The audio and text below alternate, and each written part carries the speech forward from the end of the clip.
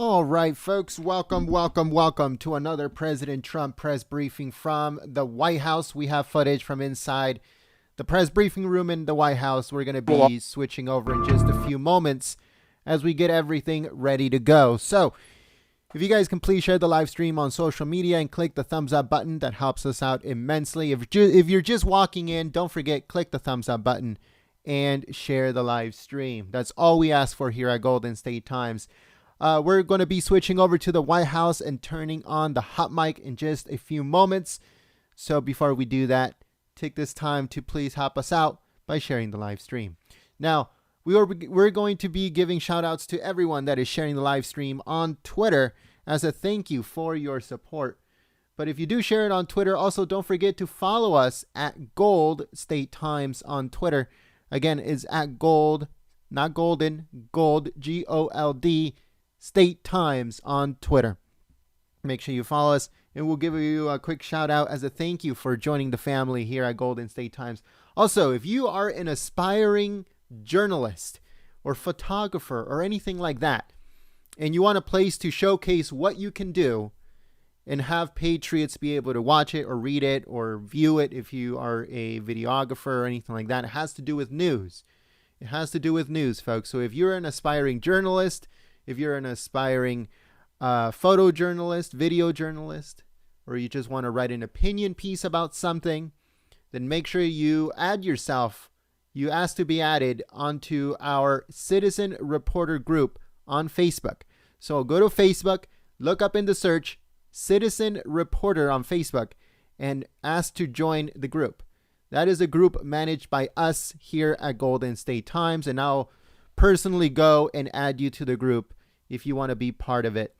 We have over, I think, 1,300 patriots now, and they share everything from news that you don't see on TV to news that are being suppressed by the mainstream media, PDFs, information, videos, and all kinds of really cool stuff.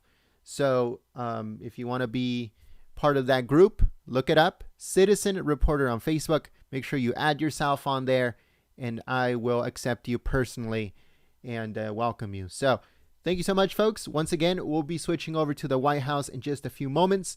Make sure you click the thumbs up button and you share the live stream, and we'll be back on the microphone to give shout outs in just a few moments.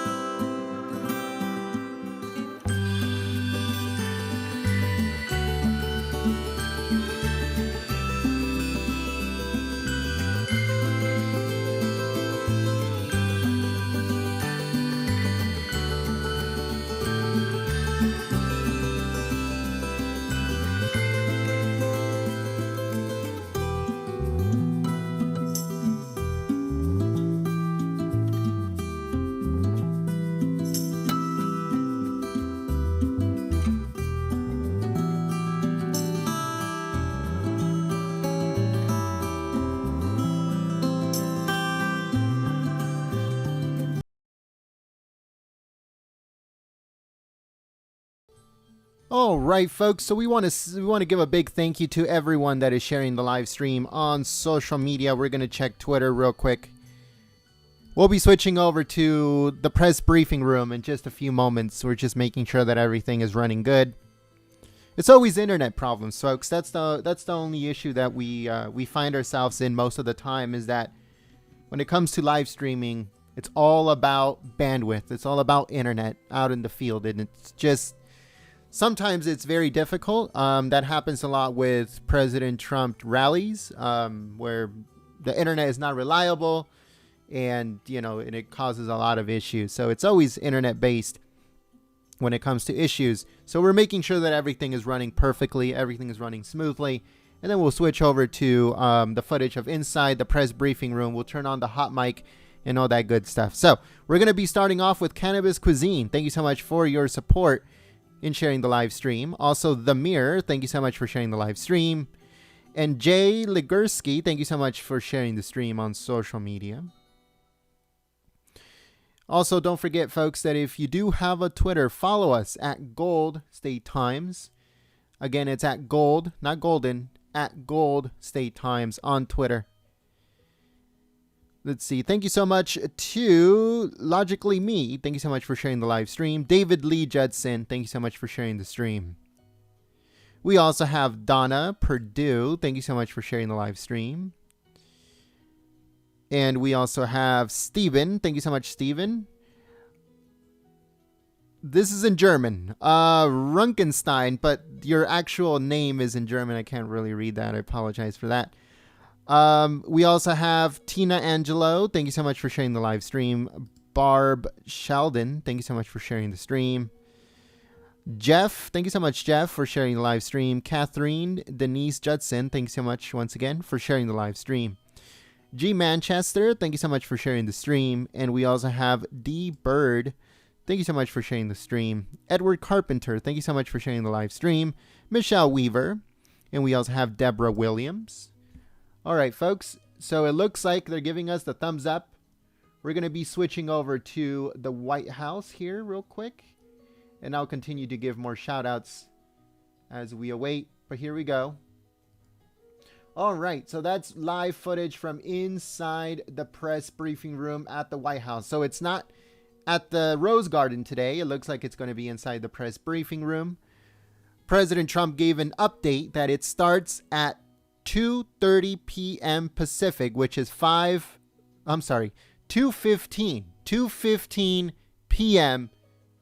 Pacific Standard Time, 5:15 p.m. Eastern Standard Time. Now, I want you guys to see something very interesting. For the last couple days, or the last couple press briefings, there was no seal on the podium and there was no presidential flag in the background. Now the presidential seal is on the podium and the presidential flag is in the background. What that is all about, I have no idea. But President Trump comes out in every single one of these coronavirus task force meetings, press briefings, and the last maybe 5 or 6 of them, there was no presidential seal on the podium and no presidential flag. Now, if you have any idea of what this means, what this represents, let us know in the chat. Why is it for the last 6 press briefings there was no presidential seal, even though he was on the schedule? He was scheduled to be there. Everyone knew that he was going to be there, but there was no presidential seal, no presidential flag. Let us know in the chat.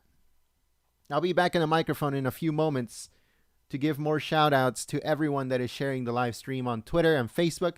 So if you can, share it, give it a thumbs up, and I'll be back on the microphone. But let us know in the chat what you guys think about this whole presidential seal, presidential flag thing.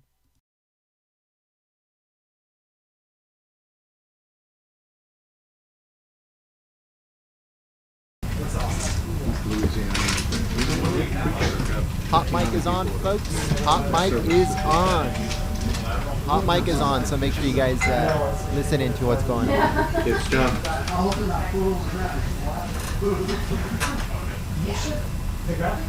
Yeah, you should have that right now. So just fine. I've got about 15 minutes. I'm actually in the White House briefing. But I like to address it. More than I ever have in my life.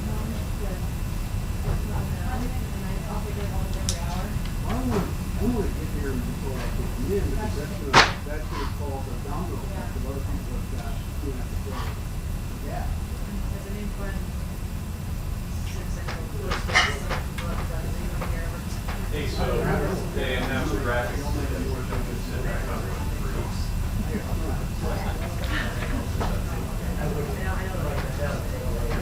right, okay. You want to try that?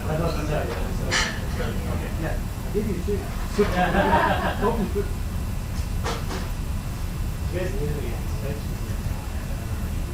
Yeah, I don't know.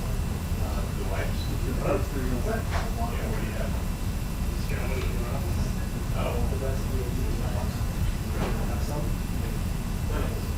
You mean just like let them live here? Super Sammy? Thank you. So check this out. Be too careful.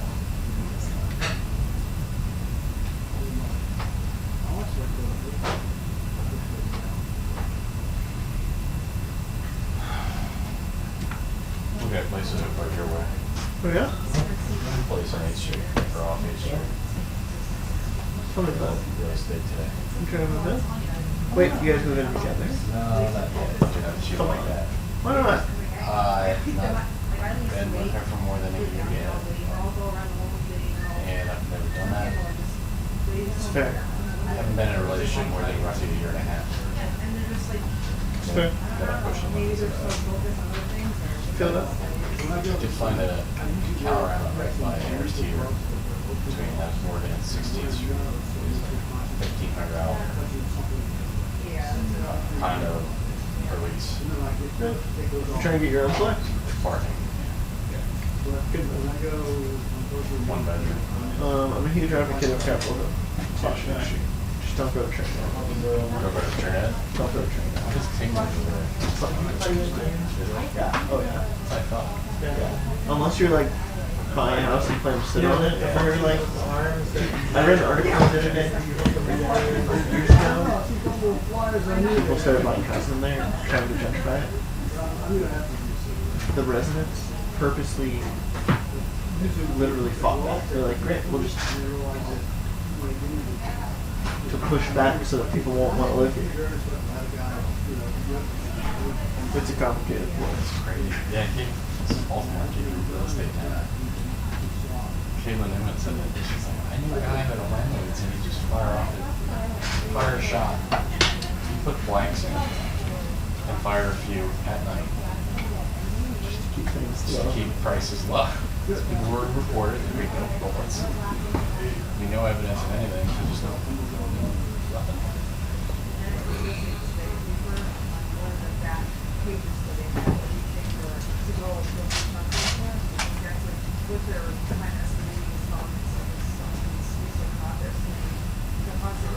Yeah, I was looking at that. Then there's a nicer place. It's a reach.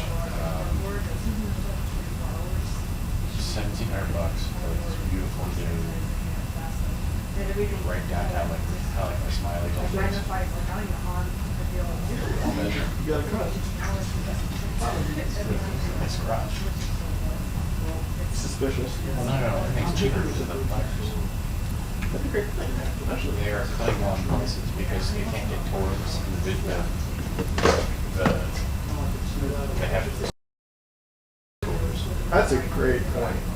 But All right, folks, so we want to give a big thank you to C7C7 for your support through Super Chat. All of those Super Chats helps us out immensely. So thanks so much, C7, for your support. We'll be giving shout outs in just a few moments to everyone that is sharing the live stream on social media. So don't forget to share the live stream on Twitter, on Facebook, on Reddit, on Gab. But if you share it on Twitter, we'll give you guys a quick shout out as a thank you for your support. And also don't forget to follow us on Twitter at Gold State Times. At Gold State Times. Great, and thanks for taking a little pressure off me for having that 2-month grace. But it should be fine tomorrow. And I'll be looking forward to that email tomorrow. Okay, thank you, my son. Thank you. Bye-bye. Yeah, there's a couple. That's things good. very cheap, you know.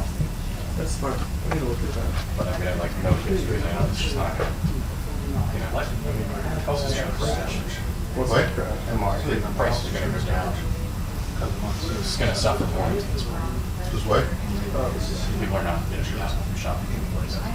Oh. So, take it as far as I can go. Expensive. Depends if the insurance comes. There's no insurance this summer? You're gonna come. It's gonna go low. The other one on. You went a month without pay? Yeah, I'm by You're on it. After fire, you're on. the wharf. Wharf? Wharf. I'm not beyond that. I'm bigger than one that night. So,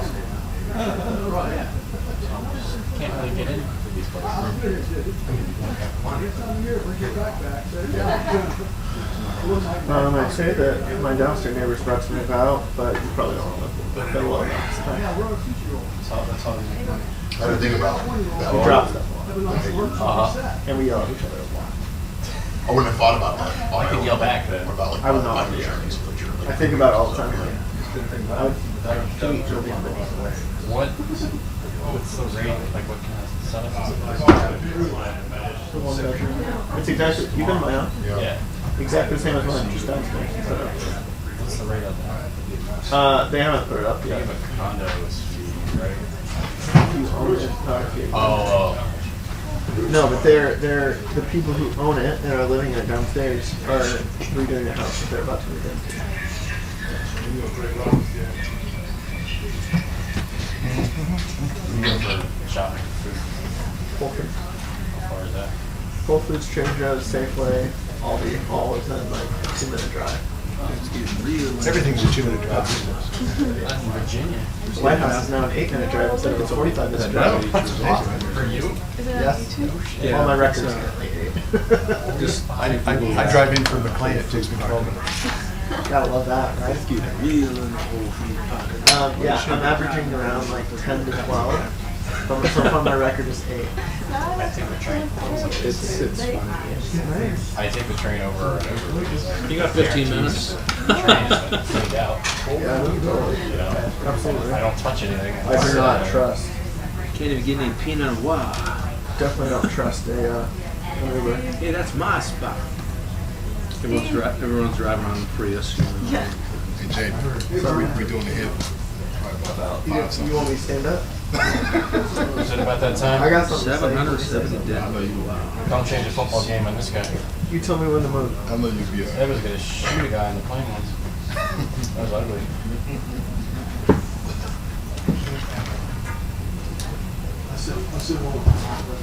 Sorry, man.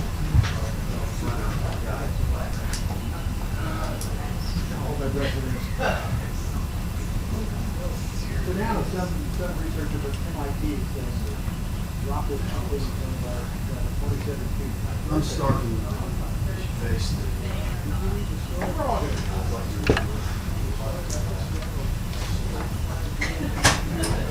Hey, do you want this NYT still out completely? I don't know how wide out.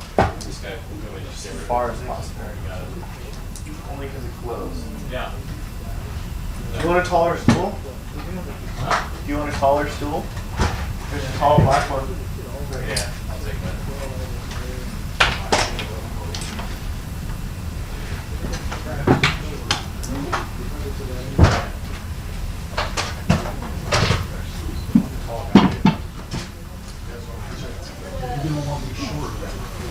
Oh, Jake, you got all the stickers. All of Oh, them. that's too tall. No. I asked for lavender and they refused. I mean, That would be cancer.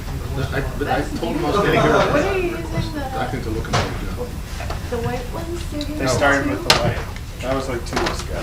You got the full mutation of the structure. Yeah, I need some green dots for either. end. Yeah. This is perfectly new color here. All right, folks, so we're going to be giving shout outs to everyone that is sharing the live stream on Twitter. As a thank you for your support, we need your help now more than ever before. So we're going to be starting off here with Obscure Human. Thank you so much for sharing the live stream on social media. We also have, let's see here, Lucy 1CA. Let me know, Lucy, is that in California? If you are in California, we are too. Let's see who else is on here, folks. Who else is sharing the live stream? Thank you so much to Jerry P. Jones. And also thank you so much to Texan for Trump. Thank you so much to Idaho Garden Girl. Thank you so much for sharing the live stream. Digital Autonomous Conductor, thank you so much for sharing the stream. 2017 Bag Lady, thank you so much for sharing the stream. Rosard, thank you so much for sharing the live stream. SK77, thank you so much for sharing the stream. Emil and Tom Fitton, thank you so much for sharing the live stream. Joanna, thank you so much for sharing the stream. We also have Cannabis Cuisine and The Mirror. Thank you so much for sharing the live stream, folks, and helping us out. One of my favorite stories, the old Senator Kay Bailey Hutchinson, Yeah. interviewing her. And on Valentine's Day, and I said, sure, I'm not being too bored, Senator. It's Valentine's Day. Would you like a kiss? And she looked at me and I gave her a kiss. That's Said, good. thanks for the kiss. I like it. I like it. You want to stand up? Come forward, Senator. Show me where you're going to be and I'll try to adjust. Thank you. Your immersion in the cave. It's my first time seeing the outdoors. Well, if it's worse, then...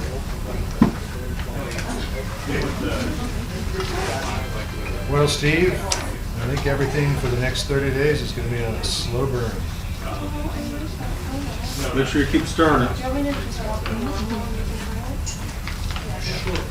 This is how you make the slow cooked sugar. There we go. Well, I'm having slow cooked pork loin tonight when I get home. Really good. Yes. Instead of potatoes, we're having yucca. Well, now you can have 30-day pork. There we go. Yeah, they call it yucca. Yucca, yucca. Excuse me. Yeah, yucca. Yeah. It's English. Yucca. Doesn't then... Well, I have yucca. Those are great, and it's better than potatoes. It has a lot better texture in slow cooking. Because there was a shampoo called Don't kill me. Yucca Do in He's the testing it out. 70s. But no one ever called it Yucca Do. Yucca Do. Said yucca. Do you know what it in is there. today?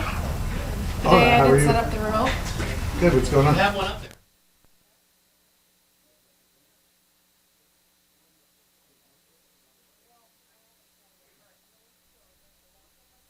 All right, folks, so give it a minute. Give it a minute. The hot mic will come back on right now. We're trying to make sure that everything is running smoothly. So just give it a minute and the hot mic should come back. I'm going to put a little bit of music for right now as we fix one little issue that we're having, and then the hot mic will be back.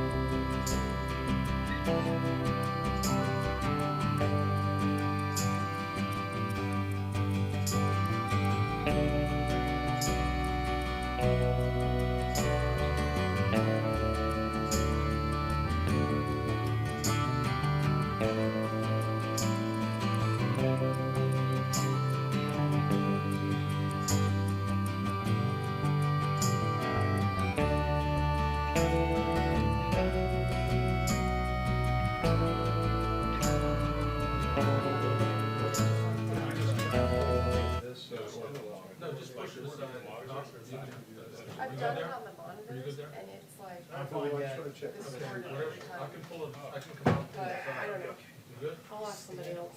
Hey, We weren't Jamie, quite sure if you're gonna stand there or not. have you been able to get a reflection I from don't think I'm. appreciate it. About the face being distorted? For reflection? I've never shot it with that. I haven't shot it. No, it's not. We were able to get it perfectly lined up for the face that instead of wrapping. Just one person, just one person did it. Yes. Yeah, okay, that's you. Yeah. I got checked, but you can check it again. Thanks.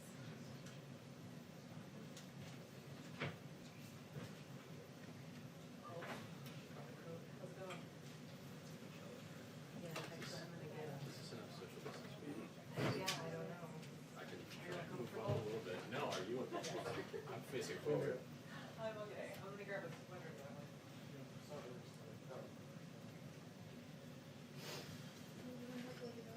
Please. Please.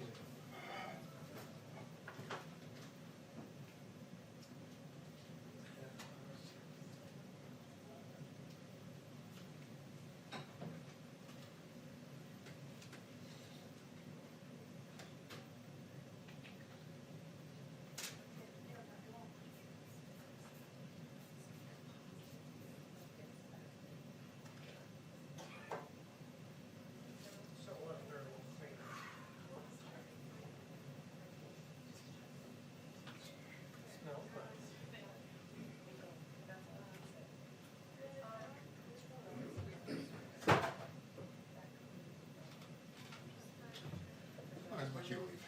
See you guys later. Jim, That one might be a problem. Other people are gonna be saying, that's judge. I don't know, but the last time Katie came in, last time Yeah. she said get it down. So, That's fine, she said pull it out. I won't say that in my wife's. Right. I'll bring you one.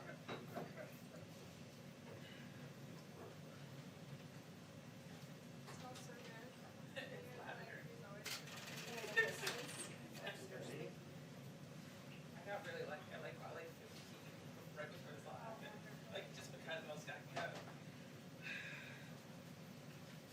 Oh, so you're a hoarder, huh? This is the fourth that happened.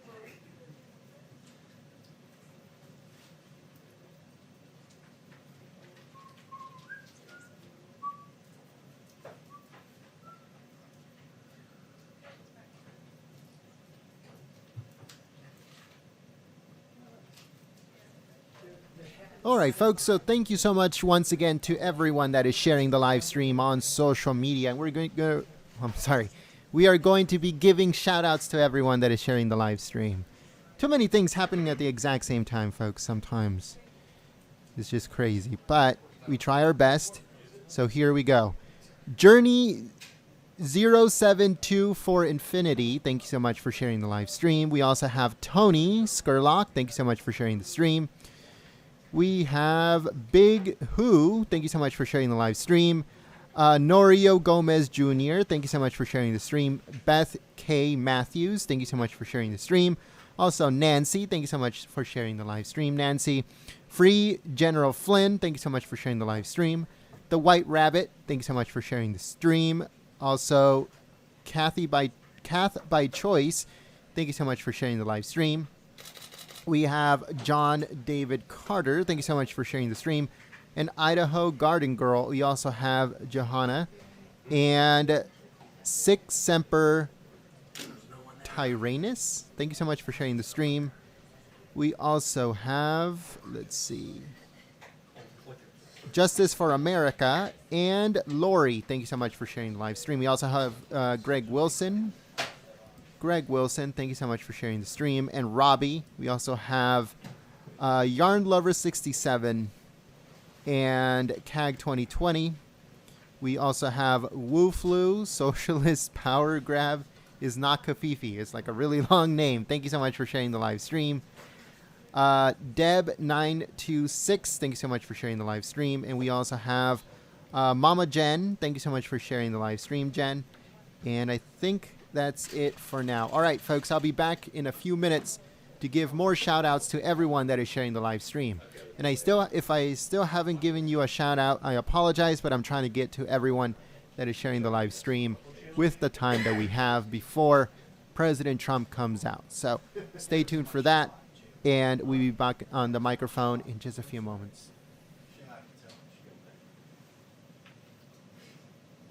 We've passed the point of statute of limitations for cannabis complaint. Not yet. No, that's my first time.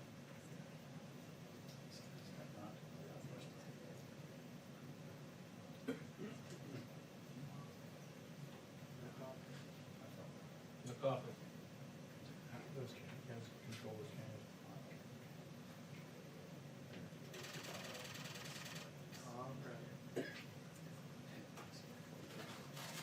Oh, there's a phone thing too. Bluetooth.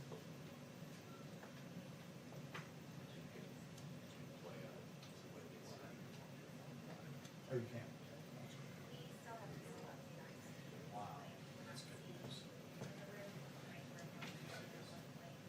All right, folks, so we also want to give a big thank you to LP for your support through Super Chat. Also, Miriam Irving, thank you so much for your support through Super Chat. We also have Robin Schaefer, thank you so much for your support through Super Chat. We also want to give a big thank you to Frank Labella. Thank you so much for your support through Super Chat. And Frank says, great job as usual. Thank you so much. It means a lot to us. Robin says, #1 fan. Thank you so much in the emoji Super Chat. And Marion says, thank you. Well, thank you for your support, for tuning in to Golden State Times and choosing us as your stream of choice. We cover President Trump fairly and completely. No censors. We don't tell you how to think. You think for yourself. You're smart. You're winners. And you don't need anyone to be telling you how to think, what to watch, what not to watch, what clip to not even look at. We don't do any of that stuff. We cover President Trump fairly and completely, starting before he gets there, while he speaks, and after he leaves. We don't cut him off. We don't pull away. We don't do any of that crap. We cover the president fairly and completely, 24/7, 365. No opinion. No bobblehead reporter in front of the camera telling you how to think. We show you raw footage of what is going on in the White House. So if that's the type of coverage that you've been looking for, make sure you subscribe and you click that notification bell. Thank you so much to everyone that's supporting us through Super Chat, supporting us through membership, and most importantly, sharing the live stream on social media. Extremely important. Thanks so much for your help. And I'll be back on the microphone in just a few moments to give shout outs to everyone that is sharing the live stream on social media.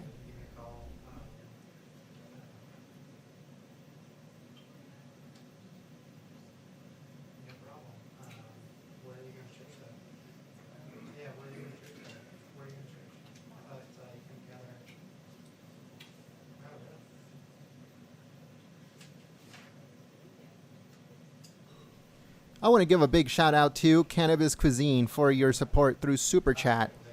And Cannabis Cuisine says, go check out their website. If you want to comfort yourself with good food, good awesome food during this quarantine. So go and check them out, folks. Cannabis Cuisine. All right. Thank you so much welcome Joel. Joel is a new member, folks. So we would like to welcome Joel. Thank you so much for believing in Golden State Times and supporting the free press through membership.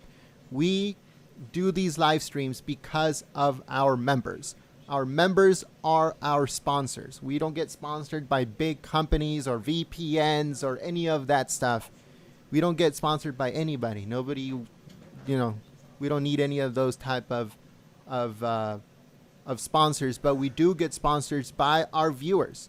So because of you who is sponsoring us, you guys help us continue these live streams. So thank you so much once again, Joel, for becoming a member here at Golden State Times. Now a Trump hat will come up next to your name every single time that you post something on our comment section of our videos or you type in the chat.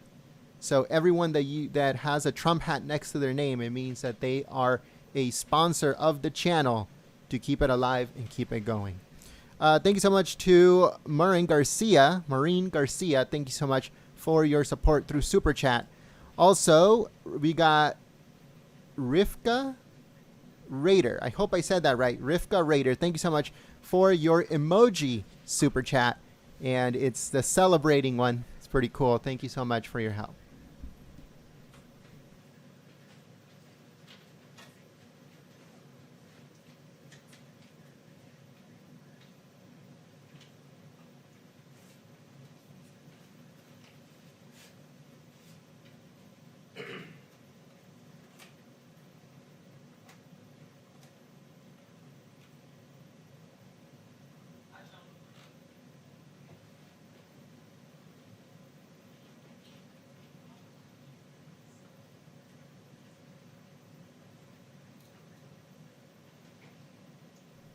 We want to thank Vicky, and we also want to welcome Vicky Mori, becoming a new member, believing in Golden State Times, and supporting the free press.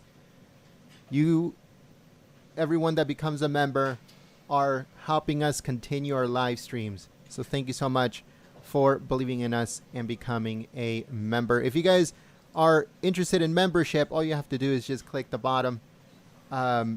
We're not telling anybody to become a member. That's only if you want to support the free press, you want to support Golden State Times so we can continue operation.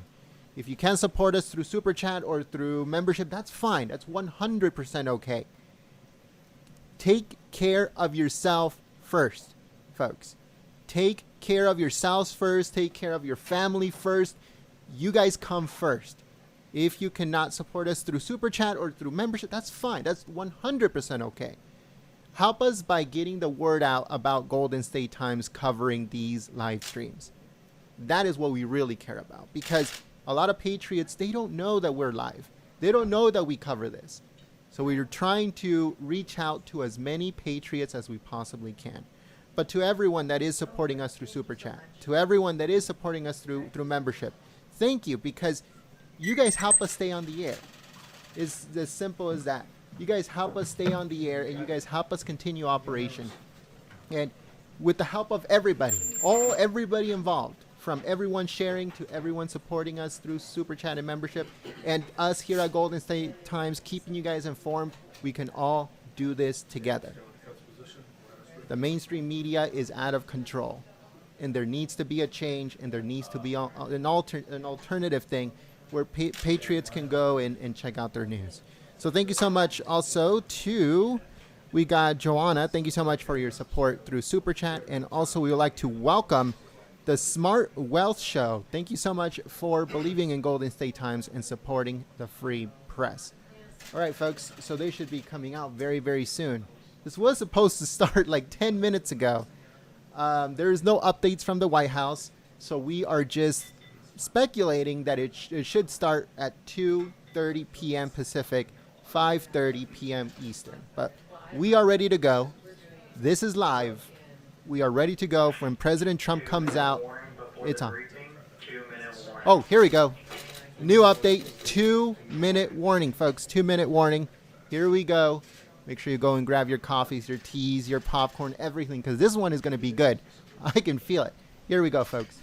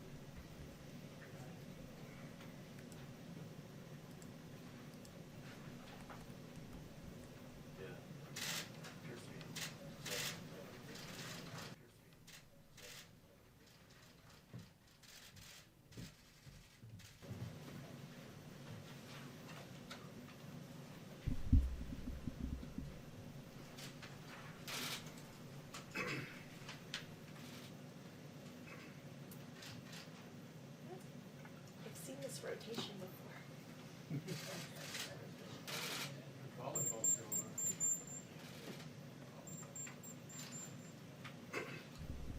All right, folks, I just wanted to say something real quick before the president comes out. Wearing masks all the time, especially when you're outdoors and in public, is going to be a topic by Dr. Fauci in this press briefing. Now, it's not set in stone, but he might talk about it. Someone might ask about it in the press area, or maybe he'll talk about it himself. But what do you guys think? Wearing a mask, an N95 mask, all the time when you're outside, no matter what.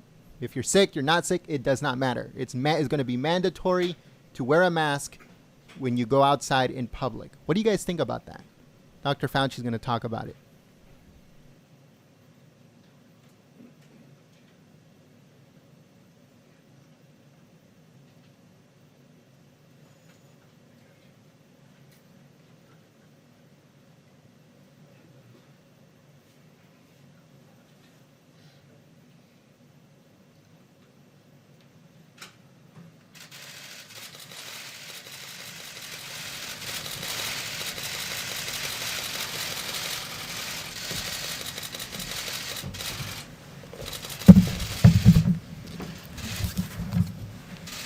Thank you very much, everyone. Our country is in the midst of a great national trial, unlike any we have ever faced before. You all see it. You see it probably better than most. We're at war with a deadly virus. Success in this fight will require the full, absolute measure of our collective strength, love, and devotion. Very important. Each of us has the power, through our own choices and actions, to save American lives and rescue the most vulnerable among us. That's why we really have to do what we all know is right. Every citizen is being called upon to make sacrifices. Every business is being asked to fulfill its patriotic duty. Every community is making fundamental changes to how we live, work, and interact each and every day. And I wouldn't be surprised to see this going on long into the future when this virus is gone and defeated. Some of the things we're doing now will be very good practice for the future, including for not getting the flu, which is very devastating also. So some of what we're learning now will live on into the future. I really believe that. Shaking hands or not shaking hands, washing hands all the time, staying a little apart. 15 days ago, we published our nationwide guidelines to slow the spread of the virus. On Sunday, I announced that this campaign will be extended until April 30th. In a few moments, Dr. Birx will explain the data that formed the basis for our decision to extend the guidelines, and Dr. Fauci will explain why it's absolutely critical for the American people to follow the guidelines for the next 30 days. It's a matter of life and death, frankly. It's a matter of life and death. I know our citizens will rise to the occasion, and they already have sacrificed a lot. We had the greatest economy in the history of our country. We had the greatest economy in the world. We had the best unemployment numbers and employment numbers that we've ever had by far. And in one instant, we said, we have no choice but to close it up. Just as Americans have always done, they will do a job like few have seen before, and they're proud to do it, and I see that. There's a great pride going on right now. Before we hear from our experts, we have a few other announcements today. The Treasury Department and Small Business Administration announced further details on the Paycheck Protection Program, which was made possible by the $2 trillion relief bill I signed into law last week. Nearly $350 billion in loans will soon be available through lending partners to help small businesses meet payroll and other expenses for up to 2 months. These loans will be forgiven as long as businesses keep paying their workers. This includes sole proprietors, and independent contractors. Applications will be accepted starting this Friday, April 3rd. So on Friday, April 3rd, that's when it begins. Earlier today, I spoke with leading internet and phone providers who are doing a tremendous job of keeping our internet and lines of communication flowing under very strongly increased strain. The business is more than anybody's seen before because everyone's inside. They're all making calls. Among the leaders I spoke to were Hans Vestberg of Verizon Communications, Randall Stevenson of AT&T, Mike Sievert of T-Mobile, Thomas Rutledge of Charter Communications, Brian Roberts of Comcast, John Malone of Liberty Media, Dexter Goy of Altice, Michael Combs of Sprint, and Araya Borkoff of Liontree. Also, Pat Esser of Cox Communications and Jeffrey Story of CenturyLink. They're doing an incredible job. If you look at other continents, if you look at Europe, they went a different route than we did, and a much different route. We were talking about that just a little while ago. And they're having tremendous problems. Other countries are having problems. Other continents are having problems. But with business at a level that nobody's seen it before on the internet, it's holding up incredibly well. And they expect that to continue no matter what happened. And no matter how much more it gains, which if it can gain more than it already is, I don't know, because they're setting records. Let me also update you on the distribution of urgently needed resources and supplies. And we have a lot of numbers. I'm going to let Mike Pence speak to that in a little while. But we're giving massive amounts of medical equipment and supplies to the 50 states. We also are holding back quite a bit. We have almost 10,000 ventilators that we have ready to go. We have to hold them back because the surge is coming, and it's coming pretty strong.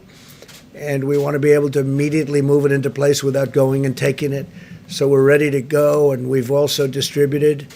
I just spoke with Governor of Michigan, had a great conversation, and we sent a large number of ventilators to Michigan. We're sending them to Louisiana. We sent additional ventilators to New York, additional ventilators to New Jersey.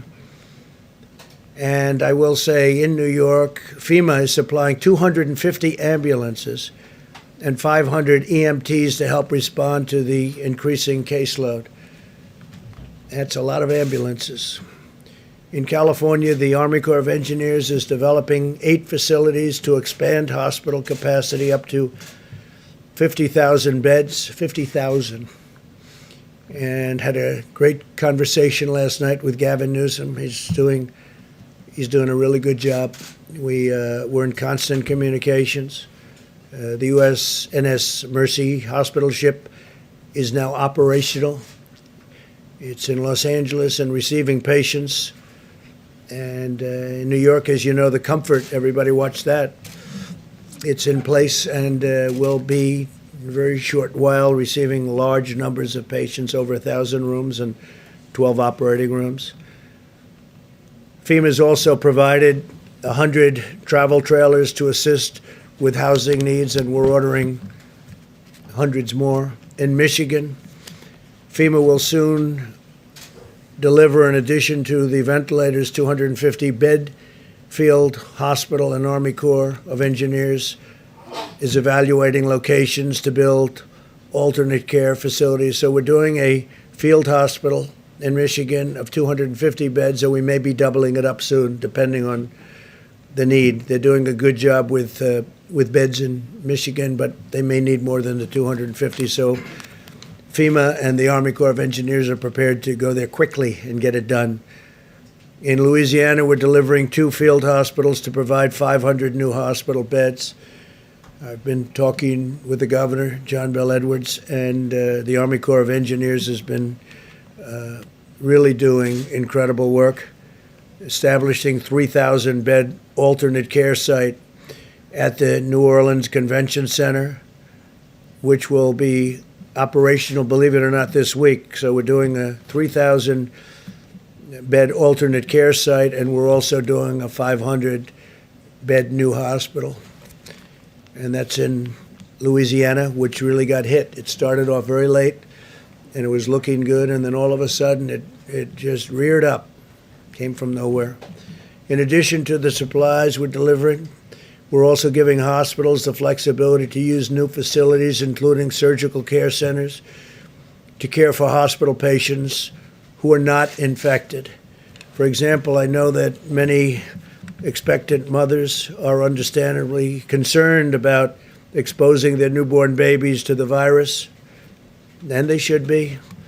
With our action yesterday, hospitals now have the authority to create special areas for mothers to deliver their babies in a very safe and healthy environment, totally separate.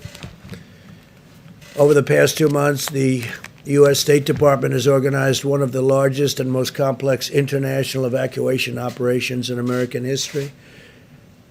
Mike Pompeo has been working round the clock, along with Ambassador O'Brien. Since January 29th, we have successfully repatriated over 25,000 Americans from more than 50 countries where they were literally stuck, in some cases locked in. And I salute the incredible public servants at the Department of State as well as their counterparts at DHS and HHS who have played such an important role in doing this. You probably read about the young people in Peru and young people in Brazil, and they were absolutely stuck, and we got them out. Got them. Almost everybody is out now, back home with their parents, their wives, their husbands. I want every American to be prepared for the hard days that lie ahead. We're going to go through a very tough 2 weeks. And then hopefully, as the experts are predicting, as I think a lot of us are predicting after having studied it so hard, you're going to start seeing some real light at the end of the tunnel. But this is going to be a very painful, very, very painful 2 weeks. When you look and see at night the kind of death that's been caused by this invisible enemy, it's incredible. I was watching last night Governor Murphy of New Jersey say 29 people died today, meaning yesterday, and others talking about numbers far greater. But you get to know a state. I know New Jersey so well, and you hear 29 people, and hundreds in other locations, hundreds in other states. And this is going to be a rough 2 week period. As a nation, we face a difficult few weeks as we approach that really important day when we're going to see things get better all of a sudden. And it's going to be like a burst of light, I really think and I hope. Our strength will be tested and our endurance will be tried. But America will answer with love and courage and ironclad resolve. This is the time for all Americans to come together and do our part. I appreciate a lot of the media. We've had a lot of really good things said. I think only good things can be said when you look at the job that's been done. I just spoke with Franklin Graham, who's an extraordinary person. And Samaritan's Purse has been, like so many others, just been amazing and so fast. They did it so fast. He's been doing that for a long time, but I think people are really seeing what they have done. Franklin Graham, very special family. As we send plane loads of masks and gloves and supplies to the communities battling the plague, and that's what it is. This is a plague. We also send our prayers. We pray for the doctors and the nurses, for the paramedics and the truck drivers and the police officers and the sanitation workers, and above all, the people fighting for their lives in New York and all across our land. I watched as doctors and nurses went into a certain hospital in Elmhurst this morning. I know Elmhurst, Queens. I grew up right next to it. I know the hospital very well. Been seeing it all my life, my young life. And I will tell you that to see the scenes of trailers out there and what they're doing with those trailers, they're freezers, and nobody can even believe it. And I spoke to some of my friends. They can't believe what they're seeing. And I watched the doctors and the nurses walking into that hospital this morning. It's like military people going into battle, going into war. The bravery is incredible. And I just have to take my hat. I would take my hat. If I were wearing a hat, I'd rip that hat off so fast, and I would say you people are just incredible. They really are. They're very brave. They're going in, and they don't know. You have lots of things flying around in the air. You don't know what you're touching. Is it safe? And you also see where you have friends that go into the hospital, and you say, how is he doing 2 days later? And they say, sir, he's unconscious, or he's in a coma. So things are happening that we've never seen before in this country. And with all of that being said, the country's come together like I've never seen it before. And we will prevail, we will win, and hopefully it will be in a relatively short period of time. With that, I'd like to ask Dr. Birx to come up and show you some of the latest, just the data that has been, I think, brilliantly put together. And right after that, I'm going to ask Dr. Fauci to speak. And Mike Pence is going to give you some of the recent events that have taken place and some of the statistics that we have that I think will be very interesting here. Thank you very much. Please, Dr. Thank you, Mr. President. If I can have the first slide, please. So always, and that's what this slide is labeled, is goals of community mitigation, really highlighting that this begins in the middle and the end with community. It is community and the community of the American people that are going to have to do the things for the next 30 days to make a difference. I think you know from that large blue mountain that you can see behind me, and I just want to thank the 5 or 6 international and domestic modelers from Harvard, from Columbia, from Northeastern, from Imperial, who helped us tremendously. It was their models that created the ability to see what these mitigations could do, how steeply they could depress the curve from that giant blue mountain down to that more stippled area. In their estimates, they had between 1.5 million and 2.2 million people in the United States succumbing to this virus without mitigation. Yet through their detailed studies and showing us what social distancing would do, what would happen if people stayed home, what would happen if people were careful every day to wash their hands and worry about touching their faces, that what an extraordinary thing this could be if every American followed these. And it takes us to that stippled mountain that's much lower, a hill actually, down to 100 to 200,000 deaths, which is still way too much. Next slide, please. Simultaneously, there was a modeler out of the University of Washington that modeled from cases up, utilizing the experience around the globe to really understand how this information that we have from Italy and Spain and South Korea and China could really help us give insight into the hospital needs, the ventilator needs, and really the number of people who potentially could succumb to this illness. It is this model that we are looking at now that provides us the most detail of the time course that is possible. But this model assumes full mitigation. It's informed every morning or every night by the reality on the ground coming in from New York, New Jersey, and around the United States, and is modeled and informed every morning so that it is adjusted so it is up to date every day. This is the model of the predicted fatalities and mortality in the United States. And as the president said, it's very much focused on the next 2 weeks and the stark reality of what this virus will do as it moves through communities. Next slide, please. But this is a slide that gives us great hope and understanding about what is possible. On the bottom of the slide, where you can barely see that blue line at the very bottom, that's the current cases in California, the cumulative cases in California, where they're doing significant testing. The next line up is Connecticut. The orange line is New Jersey. The blue line is New York. The yellow line is Washington.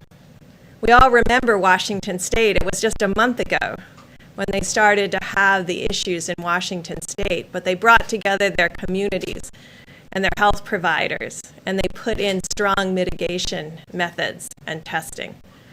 And you can see what the result in Washington State and California is. But without the continuation for the next 30 days, anything could change. Next slide, please. So I'm sure you're interested in seeing all the states. So on this slide is all 50 states and the District of Columbia. But I think it shows in stark reality the difference between New York and New Jersey and other states with similar populations and urban areas. Our goal over the next 30 days is to ensure the states that you see, the 48 across the bottom, maintain this lower level of new cases with the hope that we don't have significant outbreaks in other states and other metro areas as the community comes together to work together and ensure that the healthcare providers around the globe and in the United States are strengthened by our resolve to continue to mitigate community by community. This is done community by community. We all know people are in their states and in their communities. And we're very dependent on each person in the United States doing the same thing, following the presidential guidelines to a T. I know it's a lot to ask because you've done it for 15 days. So if you can show the next slide, please. So this is what gives us a lot of hope. This is the case finding in Italy. And you can see that they're beginning to turn the corner in new cases. They're entering their 4th week of full mitigation and showing what is possible when we work together as a community, as a country, to change the course of this pandemic together. It is this graphic and the graphic of many of the states that gives us hope of what is possible with continuing for another 30 days. Amidst all that hope, I must say that like we warned about Detroit and Chicago, we start to see changes in Massachusetts. New Orleans continues to be a problem of new cases, although they're stabilizing. And I think it really shows the depth of dedication of the American people to the healthcare providers, because they can see the strain that this puts on every nurse, doctor, respiratory therapist, pharmacist, and laboratory technician that's working together to stem this tide of unrelenting sick people coming to their doors. No one has been turned away. No one who has needed ventilation has not received ventilation. But you can see how stressful it is for each of them. So I know it's stressful to follow the guidelines, but it is more stressful and more difficult to the soldiers on the front line. As we started and we will end with its communities that will do this, there's no magic bullet. There's no magic vaccine or therapy. It's just behaviors. Each of our behaviors translating into something that changes the course of this viral pandemic over the next 30 days. Thank you. Thank you very much, Dr. Birx. Mr. President, Mr. Vice President. So what Dr. Birx has really said very simply is that there are really two dynamic forces that are opposing each other here.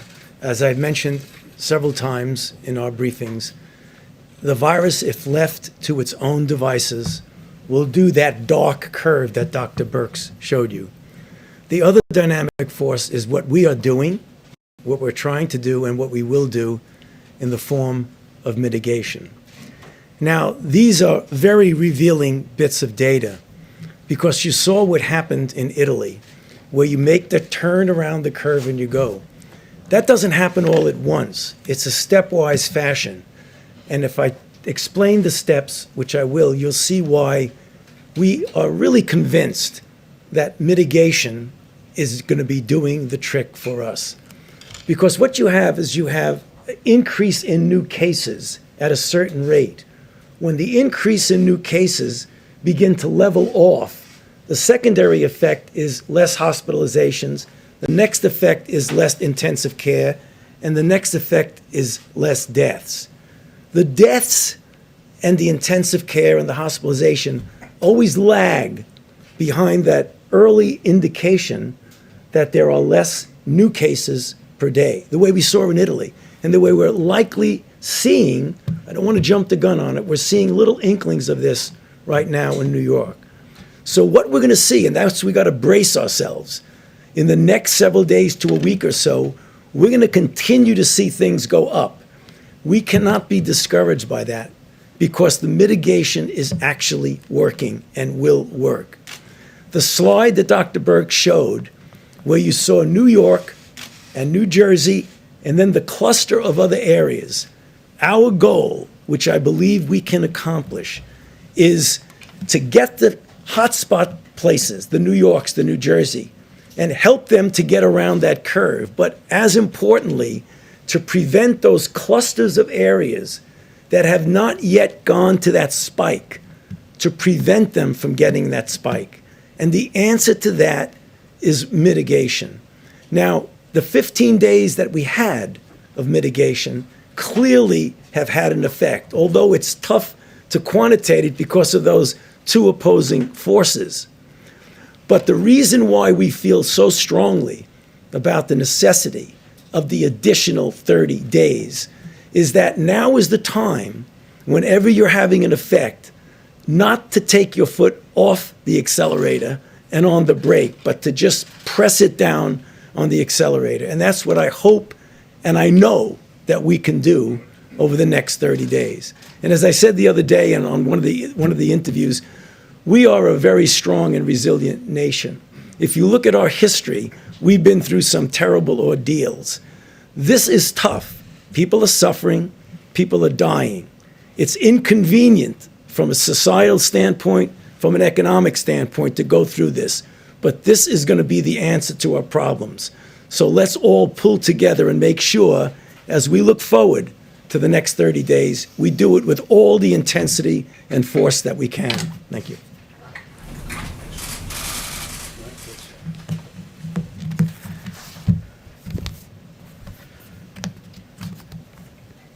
Thank you, Mr. President, and to Dr. Birx and Dr. Fauci. I know I speak on behalf of the President and people all across this country when I express our great admiration and appreciation to both of you for helping to steer our nation through this challenging time.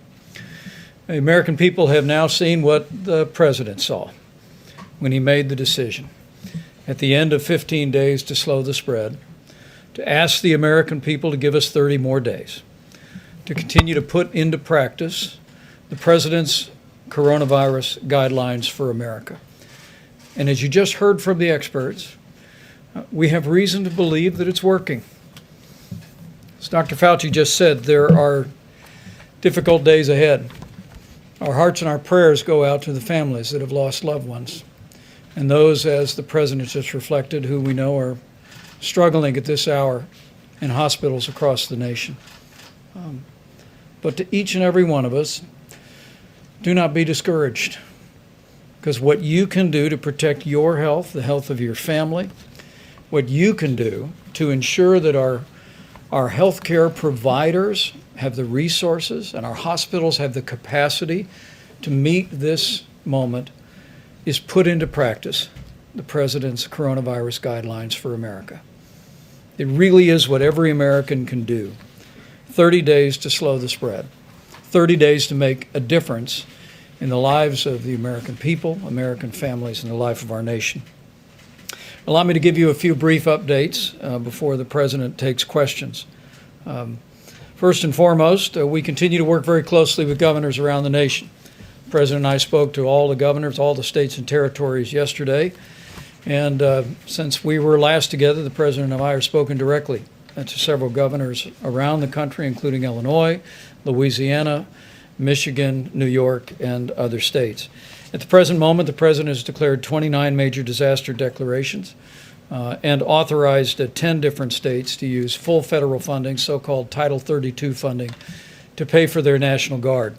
And as of this afternoon, FEMA reports some 17,000 National Guard have been activated in states around the country to provide support for coronavirus response. On the subject of testing, we have now completed more than 1.1 million tests around the country. We're working very closely with governors around America to assist them in drive-through and community testing centers. I spoke with Governor J.B. Pritzker of Illinois today about a testing center that they've established in cooperation with the U.S. Public Health Service.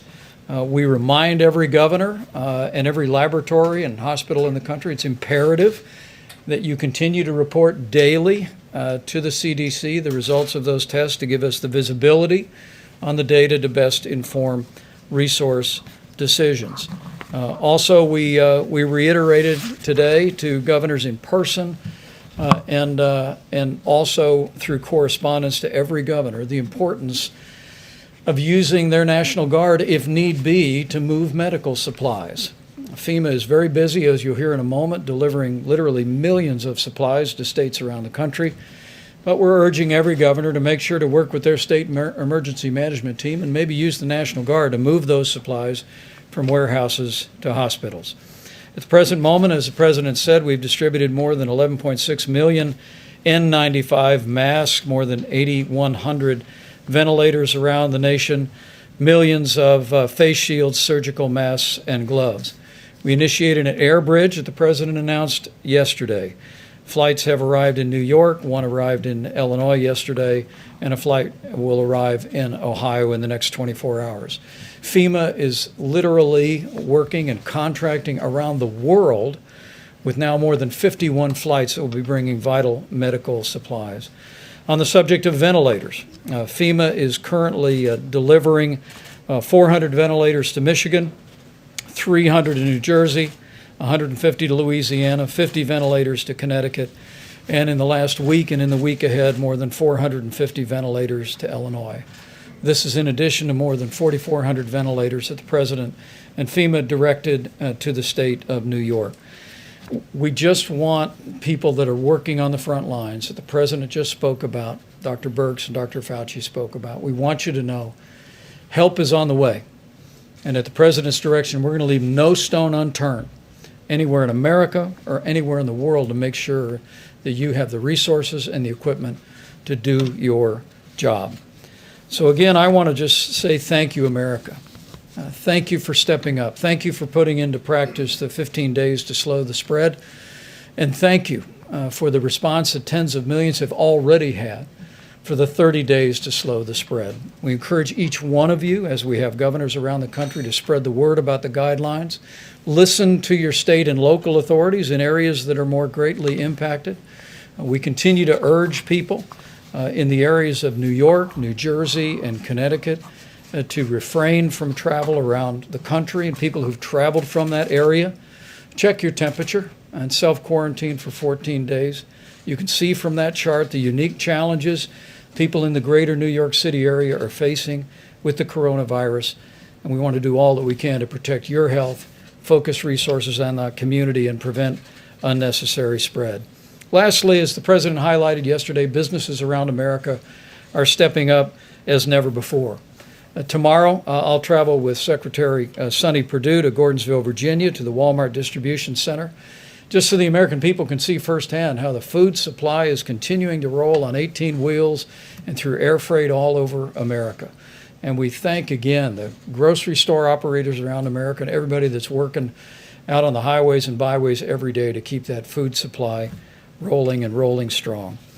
To the American people, though, we just want to assure you that we're going to continue to work our hearts out to make sure our healthcare providers have everything they need, that anyone struggling with coronavirus has the support and healthcare they need. I'm absolutely confident. Seeing the way our governors are responding, seeing this team, the President has assembled in the White House Coronavirus Task Force, confident of the prayers of the American people that we'll get through this, but it will take all of us doing our part, and we'll get through it together.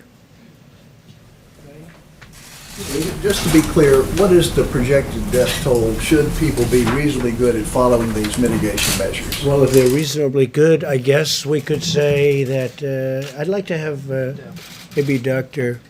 Fauci or Deb come up and say, I mean, I have numbers, but I'd rather have them say the numbers if you don't mind. It's a big question. So, of course, this is a projection, and it's a projection based on using very much what's happened in Italy and then looking at all the models. And so, as you saw on that slide, that was our real number, that 100,000 to 200,000. And we think that that is the range. We really believe and hope every day that we can do a lot better than that. Because that's not assuming 100% of every American does everything that they're supposed to be doing. But I think that's possible. Over the next 2 weeks, you said that the next 2 weeks are going to be very painful. Is the bulk of this going to happen over the next 2 You know, weeks? you have an upslope. So as mortality, the fatalities to this disease will increase, and then it will come back down, and it will come back down slower than the rate at which it went up. And so that is really the issue, how much we can push the mortality down. Yeah. So our hope is to get that down as far as we possibly can. The modeling that Dr. Berg showed predicts that number that you saw. We don't accept that number that's what's going to be. We're going to be doing everything we can to get it even significantly below that. So, you know, I don't want it to be a mixed message. This is the thing that we need to anticipate, but that doesn't mean that that's what we're going to accept. We want to do much, much better than that. But doctor, when we look at the curve, it goes much further in time. So we would have death and cases for much longer. I mean, we do expect So you can put up slide number 2. So that's a generic, I'm sorry, if you can go back to the slides and put up slide 2. Okay, so what I showed you was a generic picture of what happens in an epidemic when you mitigate. So no mitigation, mitigate. This is based on the experience around the globe with this particular virus. And so it does have a tail, but the peak you can see by this projection, and this is the IHME data, the peak is over the next 2 weeks, and this is tracking mortality, so the number of fatalities from this virus. And so that's the part that we think we can still blunt through the superb medical care that every client is receiving, but also even more stringent people following the guidelines. I can't see the small characters, but are we seeing death until June? I can't really. This is June. This is June, so we would still see problems and deaths in June. It's a projection. It's a projection, of course. So, I mean, just getting back to what I said about the stepwise thing, deaths always lag. So you will be seeing deaths at a time when, as an epidemic, we're doing really, really well because the deaths will lag. Dr. Fauci, should Americans be prepared for the likelihood that there will be 100,000 Americans who die from this virus? The answer is yes. We need, as sobering a number as that is, we should be prepared for it. Is it going to be that much? I hope not. And I think the more we push on the mitigation, the less likelihood it would be that number. But as being realistic, we need to prepare ourselves that that is a possibility, that that's what we will see. A very short period of time for that to happen. Right. Can the country handle that in such a short period of time, within a couple of months? You know, 50,000 a month. You know, it will be difficult. I mean, no one is denying the fact that we are going through a very, very difficult time right now. I mean, we're seeing what's happening in New York. That is really, really tough. And if you extrapolate that to the nation, that will be really tough. But that's what it is, Jim, and we're going to have to be prepared for that. Yeah, I think because the model that was from IHME, that's based and heavily laden by the data that has come in from New York and New Jersey and Connecticut. So, that can skew to a higher peak and more significant mortality. If all of the other states are able, and all the other metro areas are able to hold that case number down, then it's a very different picture. But you have to predict on the data you have, which is heavily skewed to New York and New Jersey. Just one extra thing, getting back to that, that's really an important slide that Dr. Burke showed. The cluster of other cities that are not New York and not New Jersey. If we can suppress that from any kind of a spike, the numbers could be significantly lower than what we're talking about. You have some cities that are not following these Right, guidelines. and that's the reason my plea at the end of my remarks, Jim, that now is the time to put your foot on the accelerator, because that's the only thing that's going to stop those peaks. Dr. And Fauci. some of the cities are doing very well, as you see, very well at this early stage. But the number, the doctor said 100,000, the number is between 100 and 200,000, maybe even slightly more. Who does it? But we would hope that we could keep it Can we have the under. next slide or Mr. the President. slide after that? Just go, one more slide. Perfect, yeah, thank you. Would you tell cities that aren't doing what, New York, New Jersey, Washington, the cities that have been taking charge in all of this, would you urge some of the cities that haven't been doing this, Mr. President, to get with the program? Well, I would, but if you see New York, I believe the blue is New York. New York is having a much harder time than other of the cities. Certain cities are doing, actually, if you look down here, an incredible job. They were early, they were very, very firm, and they've done an incredible job. This is New Jersey, New York. This is If you remember, California and Washington State were down here, and they had some of the earliest cases. But we're seeing places in Florida not doing what New York and New Jersey have been doing, what Washington State has been But doing. they're doing very well by comparison. Mr. Mr. President. President? Yes, John? Could maybe direct the question to you and then to Dr. Fauci as well. You told us yesterday that you're accomplishing, or the U.S. at least is accomplishing 100,000 tests per day, but we're still hearing difficult stories from the front lines of the first responders that you praised so appropriately a little while ago, that they can't test all of the people that they need to test. Do you have any kind of projection as to when everyone who needs a test will be able to receive one? Yeah, I can only say that we're doing more than anybody in the world by far. We are testing highly accurate tests. These are tests that work. As you know, many tests are being sent to countries and they're broken. Well, we're doing, every day we get, and the word is exponential, we are getting more and more and more. And now we have the new test that you saw yesterday. That's going to be rolled out, I think, tomorrow or the next day. And that's going to take only a few minutes, literally a few minutes to see the result. And it's a highly accurate result. I mean, tests were given out, not by us, by other countries, where there was a 50-50 chance that it was wrong. What kind of a test is that? These are highly accurate tests, but the new tests that are coming out are very quick, and they were just developed. Abbott Labs did the one yesterday. So we're doing more than anybody in the world by far, and they're very accurate tests, and we're getting a lot of information from those tests. Mr. President? The test president unveiled yesterday, the Abbott Laboratories test, which is a 15-minute test. Our team is working very closely with Admiral Giroir and FEMA to make sure that those are distributed around the country. Earlier this week, Abbott Laboratories is actually going to be producing 50,000 tests a day and distributing those around America. There's already the machines in some 18,000 different locations around the country. And they've told us they have several thousand on the shelf now. And what we're doing is trying to identify the areas where we may yet have pockets, or, as Dr. Birx often says, where we want to do more immediate testing so that we can do what's called surveillance testing to identify where there may be coronavirus cases where there's been very little incident. But if I could just amplify one other point, and that is that when you look at this chart, go back 15 days. And the reality is that, and this is me speaking as a layperson, but as I've listened to our experts, I mean, New York and the greater New York City area have unique challenges. It's a city that we really believe may have had exposure to the coronavirus much earlier on than we could have known, and had its own challenges. In New York, Connecticut, New Jersey are leaning into this effort. But when we look at this chart for all the other states, including Washington State and California, it really does give evidence that, at least it begins to give evidence that the 15 days to slow the spread is working.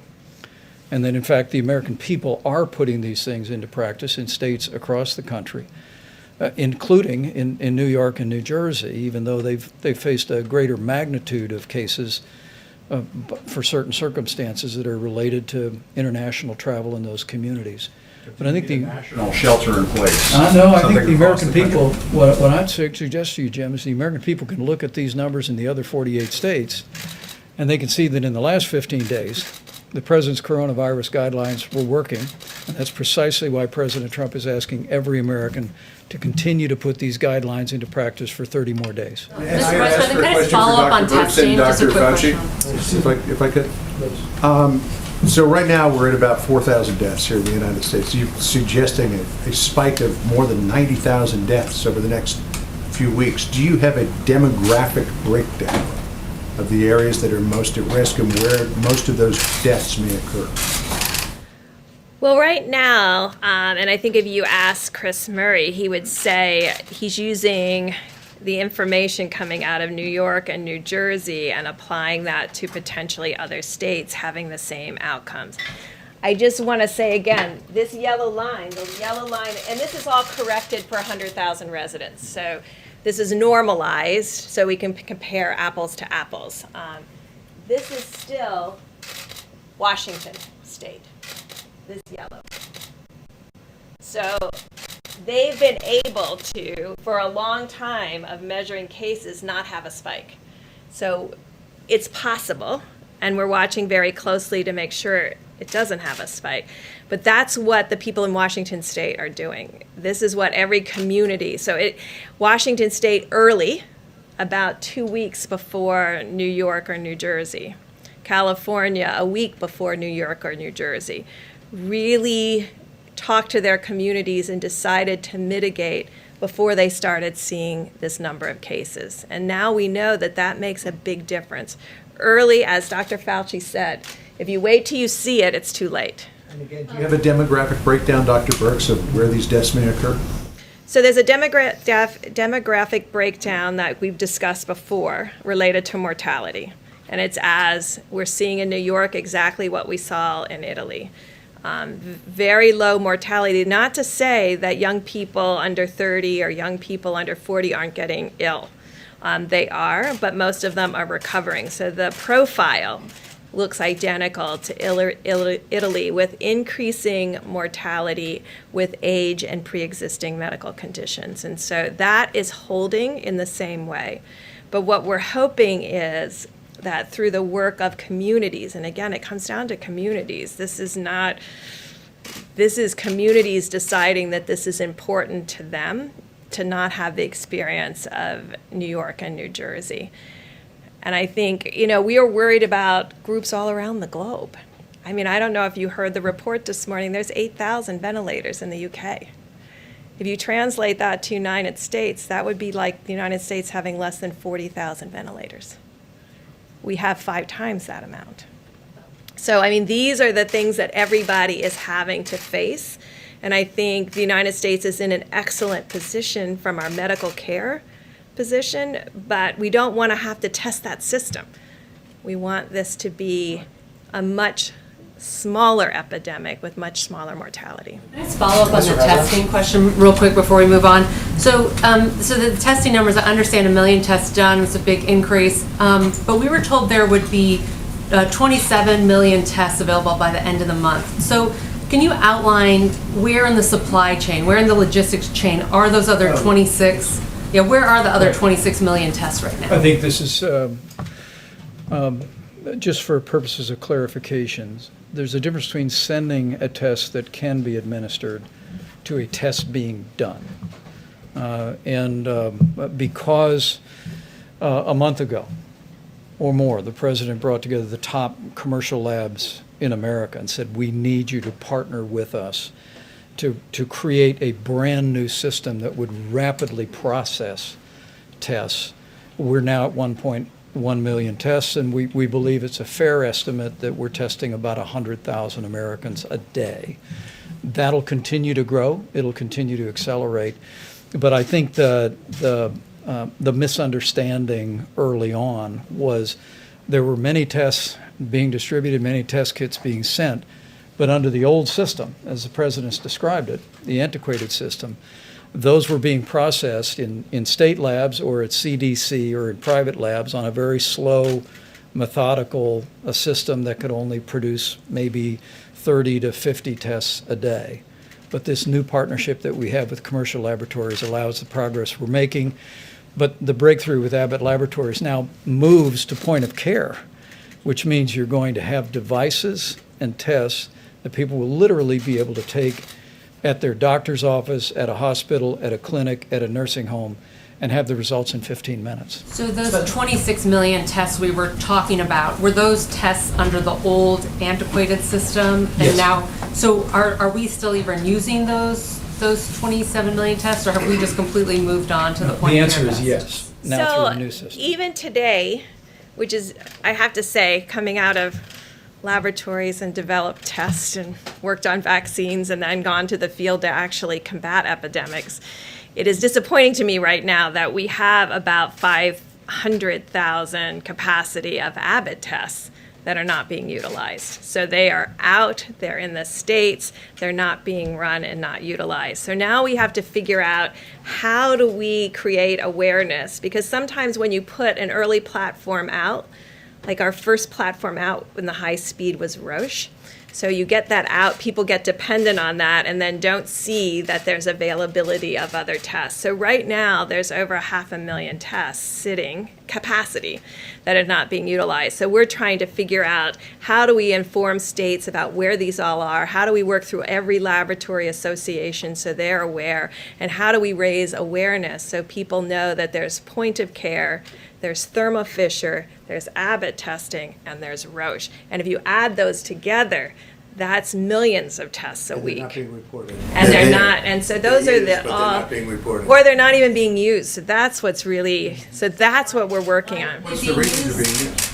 Because when people get used to a single platform, they keep sending it back to that lab. So it's getting in a queue to wait to get on a Roche machine rather than being moved to this other lab that may have Abbott capacity, because they're all in different laboratories. And so I think, well, actually, Admiral Giroir is figuring it out to really create some kind of visual so that every governor and every health commissioner can see all of their capacity in their countries, in their states, county by county, so that they know where the tests are. So we pushed a lot of tests out, but they're not all being utilized. And it's up to the people, and they don't send them back. They use them, they don't send them back. And Doctor, go ahead, please. No, Dr. Birx explained it very, very well. I just want to get back, John, to your question. It's a logical question. When you look at the number, you want to know what the demography is going to be. This is a number that we need to anticipate, but we don't necessarily have to accept it as being inevitable. And that's getting back to what I'm saying about, we can influence this to a varying degrees. And if we influence it to the maximum, we don't have to accept that. That's something we need to anticipate. But I want to do, not I, all of us want to do much, much better than that.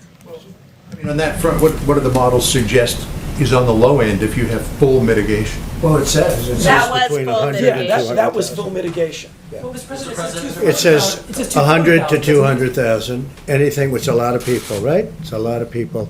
Well, you didn't ask the other question. What would have happened, because this is the question that I've been asking Dr. Fauci and Dr. Birx for a long time, and they've been working on this for a long time. The question is, what would have happened if we did nothing? Because there was a group that said, let's just write it out. Let's write it out. What would have happened? And that number comes in at 1.5 to 1.6 million people, up to 2.2 and even beyond. So that's 2.2 million people would have died if we did nothing. We just carried on our life. Now, I don't think that would have been possible, because you would have had people dying all over the place. This would not have been a normal life. How many people have even seen anybody die? You would have seen people dying on airplanes. You would have been seeing people dying in hotel lobbies. You would have seen death all over. So I think from a practical standpoint, that couldn't have been carried out too far.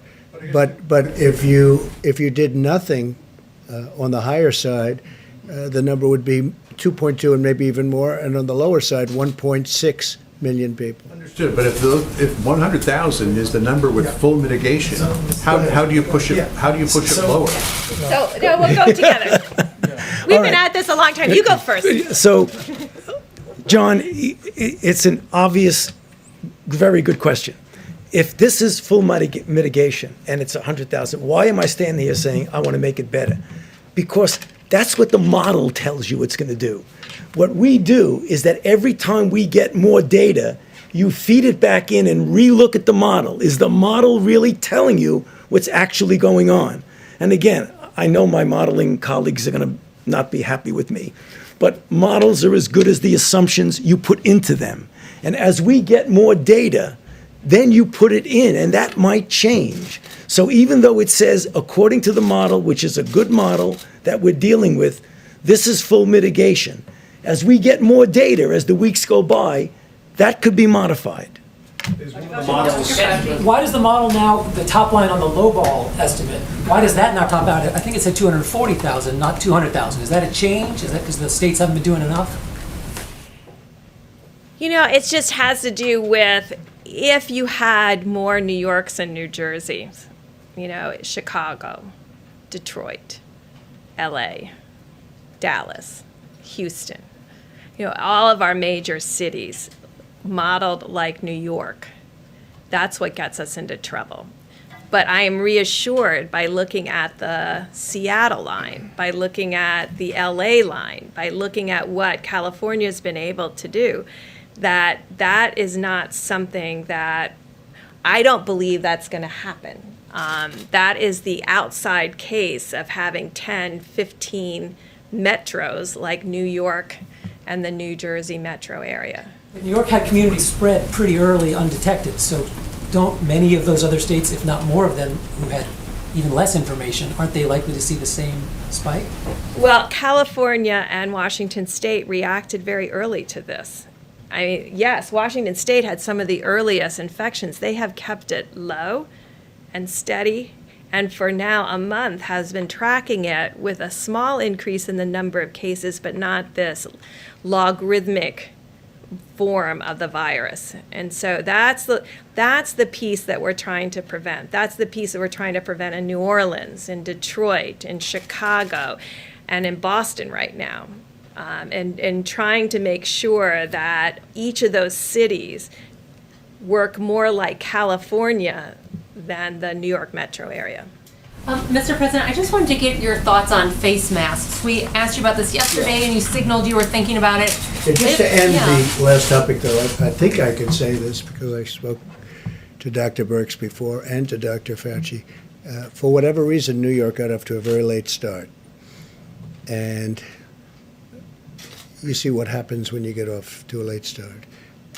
New Jersey got off to, and I think both governors are doing an excellent job, but they got off to a very late start. When you look at Washington State, if you remember, that all started in a very confined nursing home. And you had 20-some-odd people, I believe, dying in one home.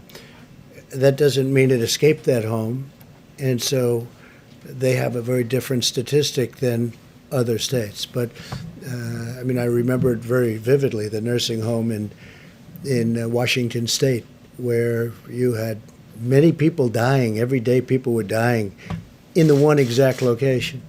So they were able to keep that, relatively speaking, into that location. When you saw these numbers, Were you surprised when you saw these projections? The numbers are sobering. They're very sobering, yeah. When you see 100,000 people, that's at a minimum number. Now, what we're looking at, and as many people as we're talking about, whatever we can do under that number and substantially under that number, we've done that through really great mitigation. We've done that through a lot of very dedicated American people. That 100,000 is, according to modeling, a very low number. In fact, when I first saw the number, and I asked this a while ago, they said it's unlikely you'll be able to attain that. I think we're doing better than that. Now, I think we have to see, but I think we're doing better than that because, as John said, that would be, a lot of lives taking place over a relatively short period of time. But think of what would have happened if we didn't do anything. I mean, I've had many friends, business people, people with great, actually, common sense. They said, why don't we write it out? A lot of people have said, a lot of people have thought about it. Write it out. Don't do anything. Just write it out and think of it as the flu. But it's not the flu. It's vicious. When you send a friend to the hospital and you call up to find out how is he doing, it happened to me, where he goes to the hospital, he says goodbye, he's sort of a tough guy, a little older, a little heavier than he'd like to be, frankly. And you call up the next day, how's he doing? And he's in a coma? This is not the flu. So we would have seen things had we done nothing. But for a long while, a lot of people were asking that question, I think, right? I was asking it also. I mean, a lot of people were saying, well, let's just write it out. This is not to be written out, because then you would have been looking at potentially 2.2 million people or more. 2.2 million people in a relatively short period of time. If you remember, they were looking at that concept. It's a concept, I guess, it's a concept. If you don't mind death, a lot of death. But they were looking at that in the UK, remember? They were very much looking at it. And all of a sudden they went hard the other way because they started seeing things that weren't good. So they were, they put themselves in a little bit of a problem. Now Boris tested positive, and I I hope he's going to be fine. But in the UK, they were looking at that. And they have a name for it, but we won't even go by the name. But it would have been very catastrophic, I think, if that would have happened. But that was something that everybody was talking about, Steve. Like, just don't do anything. Don't do anything. Forget about everything. Just write it out. They use the expression, write it out. We would have had, at a minimum, 1.5, 1.6, but you would have had perhaps more than 2.2 million people dying in a very short period of time. And that would have been a number that the likes of which we've never seen. So now when we look at our package that we just approved for $2 trillion, all of a sudden it seems very reasonable, right? When you're talking about 2 million lives, all of a sudden it seems very reasonable. I must say, a lot of people that have been seeing the more advanced numbers, because these are much more advanced numbers now. When you first started, we didn't know, and this was a different kind of a virus, and nobody knew that much about it. Even the experts, you don't really know where it's going. But then they see what goes on in Italy, and they see what goes on in Spain. And you see France is having a very hard time, and other countries having a very, very hard time. But once they see what's going on, they start making projections. So I hope they're going to be very high projections, but based on everything else, that would be the number. Let's see if we can do much better than that. I hope we can. Yeah, John? What about masks? You didn't answer a question about masks. The mask. What's your recommendation? Okay. Well, I understand there's an issue with supplies, That's right. but if there was enough it's for this way. everyone You can use a scarf. A scarf is, everybody, a lot of people have scarves, and you can use a scarf. Scarf would be very good. And my feeling is if people want to do it, there's certainly no harm to it. I would say do it, but use a scarf if you want, rather than going out and getting a mask or whatever. We're making millions and millions of masks, but we want them to go to the hospitals. I mean, one of the things that Dr. Fauci told me today is we don't want them competing. We don't want everybody competing with the hospitals where you really need them. So you can use scarves. You can use something else over your face. It doesn't have to be a mask, but it's not a bad idea, at least for a period of time. I mean, eventually you're not going to want to do that. You're not going to have to do that. This is going to be gone. It'll be gone. Hopefully gone for a long time. Mr.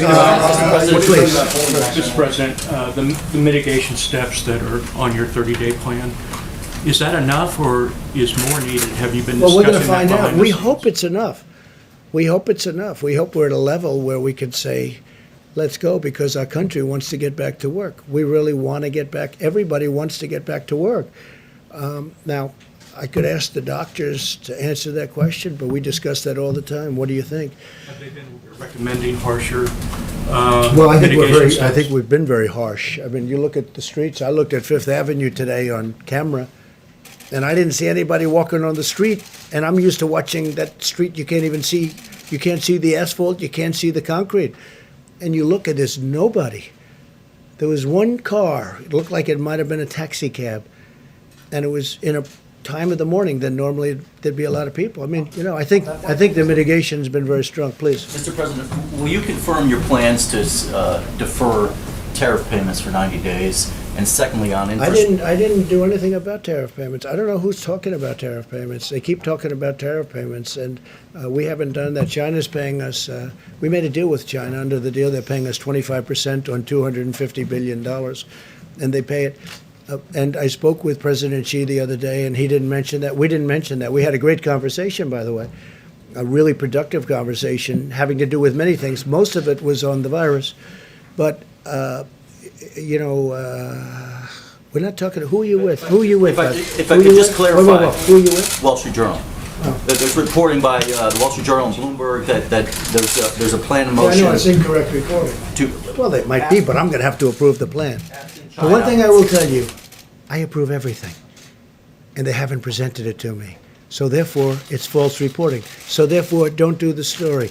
If we're going to do something, I'd be glad to let you know. There's nothing wrong with doing it, but we'll let you know. Yeah, please, let a couple of back, then we'll get back to you, Jim. Go ahead. Thank you, sir. Philip Whiteman with Real Clear Politics.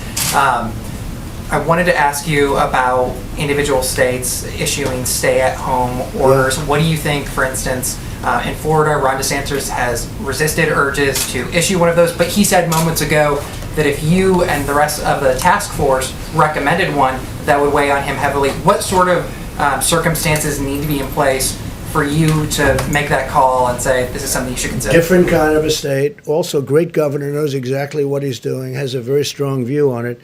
And we have spoken to Ron. Mike, do you want to just tell him a little bit about that? Well, let me echo our appreciation for Governor DeSantis' leadership in Florida. He's been taking decisive steps from early on and working closely with our team at the federal level. But let me be very clear on this. The recommendation of our health experts was to take the 15 days to slow the spread and have the president extend that to 30 days for every American. Now, that being said, we recognize that when you're dealing with a health crisis in the country, it is locally executed by healthcare workers, but it's state managed. And so we continue to flow information to state governors. We continue to hear about the data that they're analyzing and consult with them.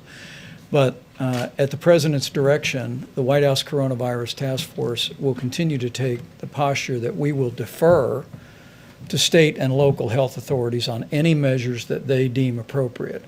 But for the next 30 days, this is what we believe every American in every state should be doing at a minimum to slow the spread. So unless we see something obviously wrong, we're going to let the governors do it. Now, if it's obviously wrong, I mean, people can make things, they can make a decision that we think is so far out that it's wrong, we will stop that. But in the case of Governor DeSantis, you know, there's two thoughts to it, and two very good thoughts to it. And he's been doing a great job in every respect, so we'll see what happens. But we only would exercise if we thought somebody was very obvious. So go ahead, your turn. Thanks. I had a question in a minute for the Vice President about the National Strategic Stockpile, but while you're at the podium, I wanted to ask about your call with President Putin a couple days ago. Yeah. I know a big economic concern for a lot of people has been the state of oil prices right now. Yeah. So I'm wondering if you raised that with President Putin, if you were able to gain any We had a call. assurances. It was probably about that, the oil prices, because as you know, Russia and Saudi Arabia are going at it, and they're really going at it, and by going at it to the extent that they are, the oil has dropped to a point where, look, it's the greatest tax cut we've ever given, if you look at it that way, because people are going to be paying 99 cents for a gallon of gasoline. It's incredible in a lot of ways. It's going to help the airlines, but at the same time, it's hurtful to one of our biggest industries, that's the oil industry. It's really, it's not even feasible what's going on. So I spoke to President Putin about that. I also spoke to the Crown Prince about that, Saudi Arabia. No, I think, yeah, they're going to get together, and we're all going to get together, and we're going to see what we can do, because you don't want to lose an industry. You're going to lose an industry over it. Thousands and thousands of jobs. We have, I don't know if you know, there's oil all over the oceans right now. The boats are all filled. The ships are They're renting ships that were dying, that weren't doing well, and now, like, that's where they're storing oil, and they're sent out to sea, and they sit there for long periods of time. There's so much oil. In some cases, it's probably less valuable than water. In some parts of the world, water is much more valuable. So we've never seen anything like it. But the two countries are discussing it, and I am joining at the appropriate time if need be. We had a great talk with President Putin. We had a great talk with the Crown Prince. We also discussed, more so with President Putin in this case, the virus, because Russia's being hit pretty hard. And we discussed many things. Trade, we discussed a lot of things with both. But in the case of both, we very much discussed the oil and the oil prices. I mean, you look, it's $22, but it's really much cheaper than that if you want to negotiate. Nobody's seen that. That's like from the 1950s. It really is. You know, to think that it was 50, 60, 70, 80, and now it's 22. But, you know, if you put a good bid in at 9, I think you could probably get what you wanted, right? John, please. Mr. President, you tweeted earlier today that now would be a good time to start looking toward, if there is a light at the end of the tunnel, and work on an infrastructure bill. Again, you suggested it should be $2 trillion, which is twice what the last one was, or the proposal at least. Are you anticipating that, like after the economic crisis of 2008, 2009, America will need to have so-called shovel-ready jobs ready to go to get people back to work? Well, the problem with that one is they had maybe shovel-ready jobs, maybe not, but they never used it for the purpose of infrastructure. So far, nobody's been able to find any money that was spent on infrastructure. I want to use it for infrastructure. And one of the reasons I'm suggesting it, John, is we're paying zero interest. The United States is paying almost zero interest rate. The Federal Reserve lowered the rate, the Fed rate, and that and a combination of the fact that everybody wants to be in the United States. You know, we have a dollar that's very strong, and I know that sounds good, but it does make it hard to manufacture and sell outside because other currencies are falling and our currency is very strong. It's very, very strong. Proportionately, it's through the roof. So we have a strong dollar. People want to invest in the United States, especially nowadays where they're looking at safety. They have all of the problems, plus the virus at 151 countries. They all want to come into the United States. And so we have a zero interest rate, essentially. And I said, wouldn't this be a great time to borrow money at zero interest rate and really build our infrastructure like we can do it? So the plan was, the Republicans had a plan of about 750. I would say they were at 7.5. You had the Democrats were a little less than $1 trillion. The Republicans were a little bit less than that. And I'm suggesting $2 trillion. We redo our roads, our highways, our bridges. We fix up our tunnels, which are many of them in bad shape, like coming into New York, as you know, really bad shape. And we really do a job on our infrastructure. And that doesn't mean we're going to do the Green New Deal, because I won't do it. I won't approve it. We're not going to do the Green New Deal and spend 40% of the money on things that people just have fun with. How would you pay for it, sir? We're going to borrow the money at 0% interest. So our interest payments would be almost zero, and we can borrow long term. People want to be in the United States. They want to be invested in the United States. Go ahead, Jim. I wanted to get back to the virus. You were saying at the beginning of the press conference that you're looking at holding back 10,000 ventilators. Is that because you need to pick and choose where these ventilators are going to have to go because of the nature of the pandemic? Right. Good question. Spreading? And also, I just wanted to ask Dr. Fauci and Dr. Birx, if it's possible after you finish, is that part of the reason why you're projecting 100,000 to 200,000 deaths, that there are going to be some people who aren't going to be able to get ventilators or be put on Actually, ventilators? just the opposite, because we're holding back. We have almost 10,000, and we're holding because we're going to need them over the next couple of weeks as the surge goes on. You see the chart. We haven't hit the top yet, and we have to be able to move them immediately. And we can't take them because it's going to be very hard to do that. We can't take them to places that aren't needing them. Plus, we have requests for ventilators in hospitals and in states and cities that don't need them, in our opinion. They don't need them. They won't need them at the top. So we're holding it back for flexibility. We actually just took 600 and we sent them to different locations today. But we have close to 10,000, and we'll be able to get them, and we're all set to march. We have the National Guards and we have FEMA. and we're all set to move them to the places. So as per your second question, what we're going to do is save lives because of it, because otherwise we would not be able to get to the ventilators. And we don't know what the hottest We have spot a is. ventilator shortage right now. In some areas we might, but we've done a great job with ventilators, and we're having them made unbelievable. We have now 11 companies making ventilators. Now they'll be starting to arrive in the next week, but we've also grabbed a lot of them.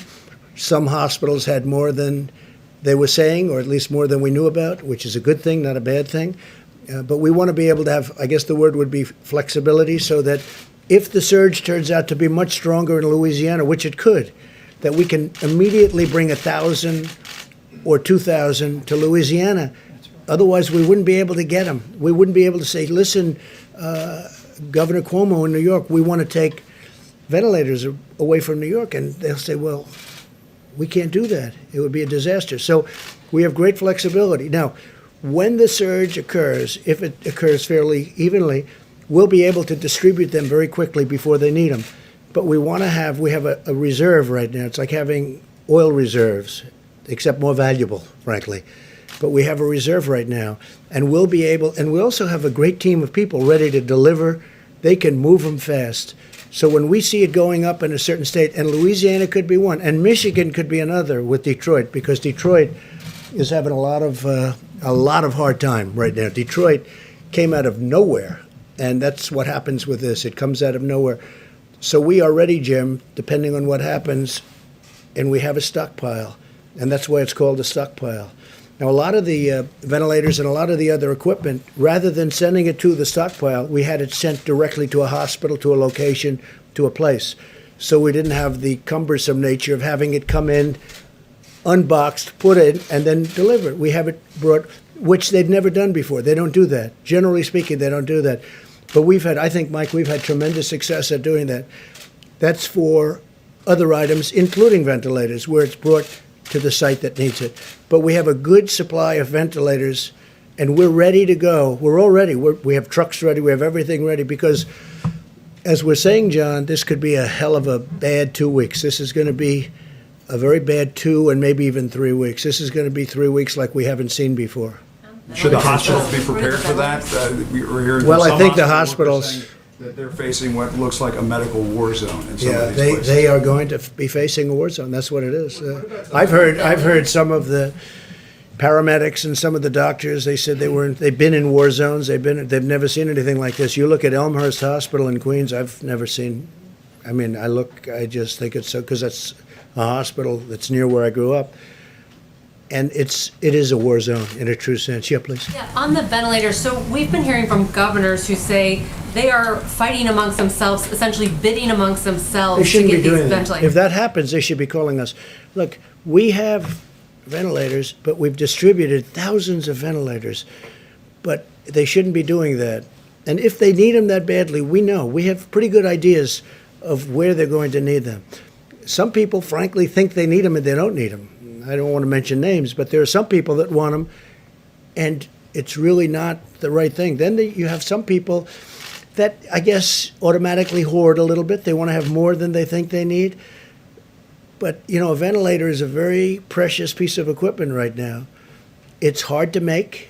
It takes a long time to make it. It's complex. Some of them are like the dashboard of an airplane. They're very complicated and very expensive machines, and some are much simpler.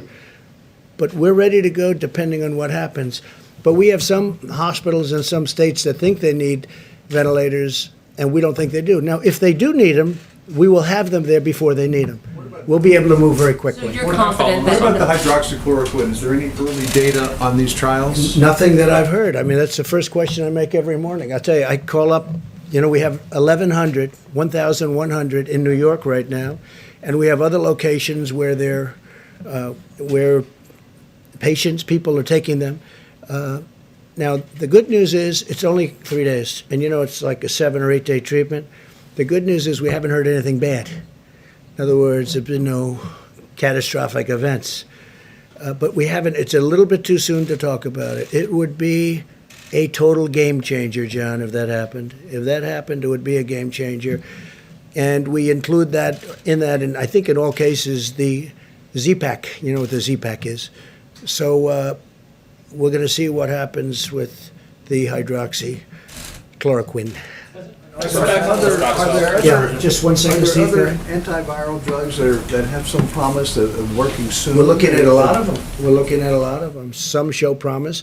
I think maybe the doctor might want to speak about the vaccines because a lot of Johnson & Johnson is advanced, very advanced. We'll see what happens. The one thing with the vaccine is it doesn't help this group because this group, you need to test the vaccine. The one thing with the drug you just mentioned, right, is that's been out. It's a malaria drug and also an arthritis drug, so it's been out there for a long time. Very powerful drug, but it's been out there for a long time. So it's tested in the sense that it doesn't kill you. But you may want to discuss the vaccines for a second, Dr.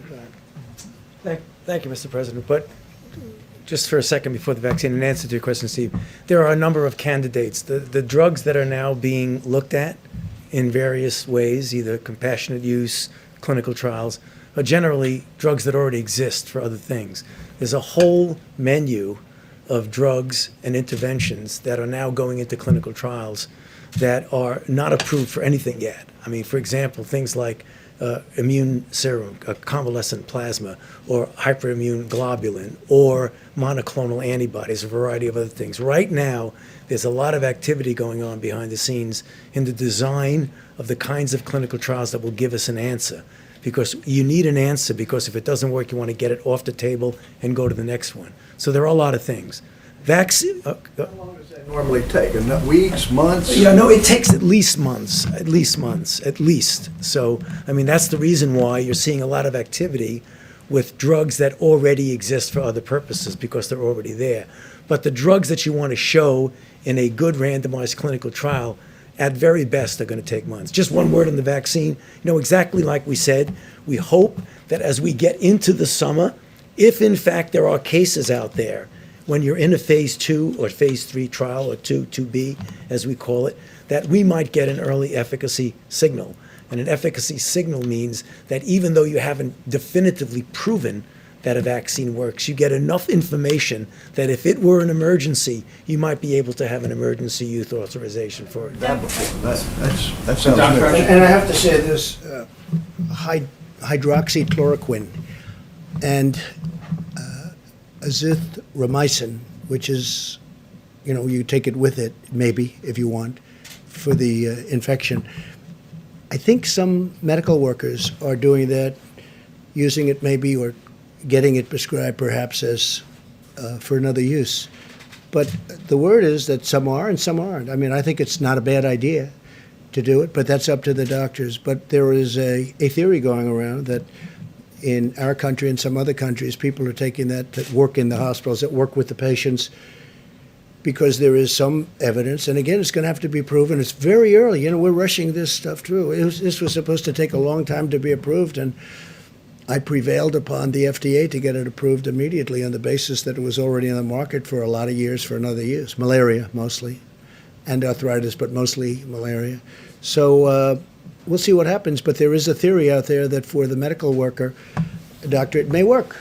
It may work. And if you take it, it's been out there for a long time. Please, go ahead. I just wanted to go back to Jim's question about the national stockpile. The governor of Connecticut today. About which? The national strategic stockpile. Governor of Connecticut today said that he was disturbed to learn that the stockpile is now empty. That's his words. And he said... Well, it's not empty. Let me explain something.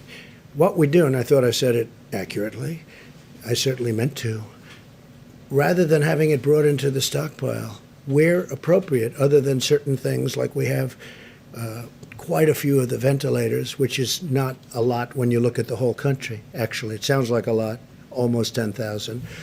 But we're trying to have supply sent directly to the states because we save a big state. We don't want medical supplies coming in to warehouses all over the place, and then we take them from there and bring them to another warehouse. So we're having it brought from ideally from the manufacturer directly to the hospital or the state where it's going.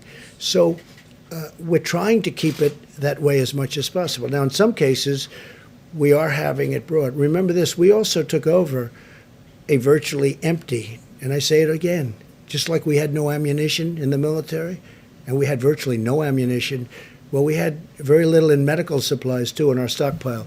So for the most part, we're trying very hard to have it delivered to the site where they need it. Yeah, please, go ahead. President, here in the United States, domestically, we can practice social distancing, but some of our sailors, specifically on the USS Theodore Roosevelt, they're not able to. They're in confined spaces. What are your thoughts on that? Should they be offloaded? And then, sir, are you concerned? I'm going to let the military make that Yes, decision. sir, but are you concerned about U.S. military readiness during this pandemic? For instance, what would happen if, as reported, China was to increase patrols in the South China Sea? What would your Well, we're going to response be? see all about that. Don't worry about our military. You know, you saw the military put up a hospital in 3.5 days with 2,900 beds, with a lot of beds. Nobody's ever seen anything like it. And by the way, that wasn't the only one. It wasn't just at Javits Center. It was at other locations. And now it's Louisiana, and now it's New Jersey, and now it's other places. One thing that I think is indisputable is when I watch the Army Corps of Engineers and FEMA working with them, but when I watch the Army Corps of Engineers throw up these hospitals, and they're complex. I mean, these are incredible buildings, essentially, tents and various things, but they did it in such a short period of time. And our military is ready like you haven't seen. And you know who the best guests are, the different shows are? We watch the shows at night. And I think the best guests that I've seen in a long time are the military people, and they've never done it before. I've watched General Semonite, who I deal with a lot. I say, General, you got to give us 2 new hospitals in Louisiana. Yes, sir. And the next morning, they're building them at 6 o'clock in the morning, and they're up in 3 days. I think they're the best guests you have. I guess I'm tired of the other guests, in all fairness. What kind of message do you have? Okay, Jim, go ahead. Yes, sir. This may be an uncomfortable question, but what would the models have looked like that Dr. Birx and Dr. Fauci showed us if we had started these social distancing guidelines sooner, in February or January, when China, South Korea were doing those sorts of things? Well, I'm going to let them answer that. In terms of what information we're getting from them, but if we had started these practices sooner, could these models be different right Yeah, now? I'm going to let them answer the question, but remember this, and again, I say it, and everybody says it. You know who says it better than anybody is Dr. Fauci. I had a decision to make. Maybe it was my biggest decision. China was heavily infected, and thousands of people were coming from China to the United States. And against the wishes, not even wishes, but they disagreed with the decision, I made a decision to stop China from coming in. Took a lot of heat, even from China. They weren't exactly happy. I just made a trade deal, a big one, $250 billion trade deal, and I'm shortly thereafter saying you can't come into our country. That was a big decision. That was earlier than the dates you're talking about. So that was a big decision. That was probably, and by the way, not because I did it, that was probably the biggest decision we made so far. But if you look at the one graph, the problem New York has is New York started late, but the other ones didn't start so late. Now, New York is also more complicated because, for obvious reasons, but it got a late start. But do you want to maybe answer those questions? I don't know if you can go back to slide 2, because I wanted to explain 2 things that I think is really important, because we had a lot of questions about mortality and what it meant. Okay, so you see this confidence interval? So here's the line. This is the confidence interval. This is where we have the ability to push it down. So you have a large confidence interval around the line. And so we're trying to move that gray down tighter and below the dotted line. So I think that's really important. And then if you can go to the next slide. So we really can't answer your question until we can get antibody testing out there. Because what we can't tell you is and we can always do this, there's always samples in hospitals and other things. It's the way we really defined the HIV epidemic in the United States. We were able to go back to blood samples when we had the test and really find out where it was and what was going on. We really need to look in here and really see, was there virus significantly circulating in early March and in late February, and what did it look like, and where was it, and was it all in the metro areas? And I think that's what Dr. Fauci and I are very very focused on is getting serology testing out there to really figure out when it came and really have those samples to be able to do that. Because you understand the painful part of my question, and please, I don't mean to put you on the spot. No, we understand, but we there may can't be answer it Americans till, at yeah, home until saying, we if we see had that. started this sooner, we might not have 100,000 to 200,000 Americans dying. Well, that makes an assumption that it was here, there was a lot back here that we didn't see. And until we had the antibody test, I can't really answer that. Just to underscore what Dr. Birx was saying, if there was no virus in the background, there was nothing to mitigate. If there was virus there that we didn't know about, then the answer to your question is probably yes. Now, the only trouble with that is that whenever you come out and say something like that, it always becomes almost a soundbite that gets taken out of context. But I think that's very important, what Dr. Birx has said, is that if there was covert infections here that we didn't know about, and we didn't mitigate then they would have made a difference. If there was virtually nothing there, then there's nothing to mitigate. And I don't know the answer to your question. But we were watching South Korea, and China and Italy, and we weren't taking action when those countries were spiking. In a perfect world, it would have been nice to know what was going on there.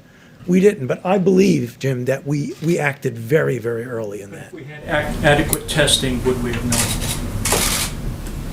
Yeah, we would have known the same thing. We inherited obsolete tests. Can I speak to that too as well?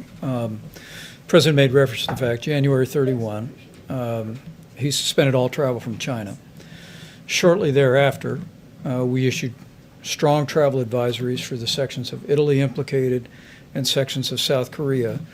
And we reached agreements with those countries to screen all passengers from all airports coming into the United States of America. The president's initial efforts were designed at preventing the coronavirus from coming into the United States. And what our experts have told us again and again at the Coronavirus Task Force is that those actions bought us a significant amount of time on this curve to respond with the kind of mitigation efforts, standing up resources, testing, and supplies that are in effect. But we went from a prevention strategy the president acted on before the month of January was over to a mitigation strategy which continues to this day. And if I can also say just to every American, all the questions about resources are very important, and I can assure you that the president and our task force are preoccupied with these issues and working with governors hour by hour to meet those needs. But if Americans will put into practice these guidelines for another 30 days, they'll do their part to lower the curve and save lives, most importantly, and limit the burden on our hospitals and our healthcare system in the country significantly. And so make no mistake about it, while we're going to work our hearts out, leave no stone unturned to find the resources, the masks, the ventilators that we need. And we are going to meet that moment with the full energy of the American economy and the whole of the American government. The American people have a role to play in preserving that medical capacity in a way that will ensure that people that are caught up in the coronavirus, particularly those that are vulnerable to the most serious outcomes, which are seniors with serious underlying health conditions or anyone with an immunodeficiency, have the resources, the support, and the health care that every American family would want their loved one to have. I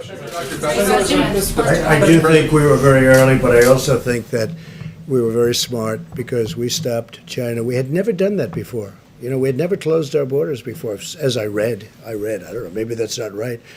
And Dr. Fauci had also said I think it was maybe the biggest moment because we were stopping the source, we were stopping the infection, but we also stopped Europe very shortly thereafter. That was a big decision. That was not an easy decision either. I stopped them a long time before people started stopping anyway. So we stopped China, we stopped Europe, we stopped all of Europe. And then ultimately we stopped UK, Ireland. Yes. Please in the back, the very back, please. Mr. President and the team, going back to hydroxychloroquine, How many clinical trial tests numerically would you like to see before you put a stamp of approval on it? Because there are clinical trials being taking place around the world right now. Sure, please. Is there a number? How many cases would you like to see? That is an FDA decision, and it really depends on a variety of factors. What I would like to see a clinical trial that has a comparison to something that is comparable to what it means without the drug. I mean, I keep saying it, I say it all the time, and I'll say it again. It's a controlled trial that compares it to something meaningful. When that... Are trials that you're watching taking place around the world right now? Well, there are a number of trials going on, not only in the United States, but also in other parts of the world. You know, right now it's too early to make any determination, but I just want to get back to what I say all the time. The definitive way that you get an answer is by doing a randomized controlled clinical trial.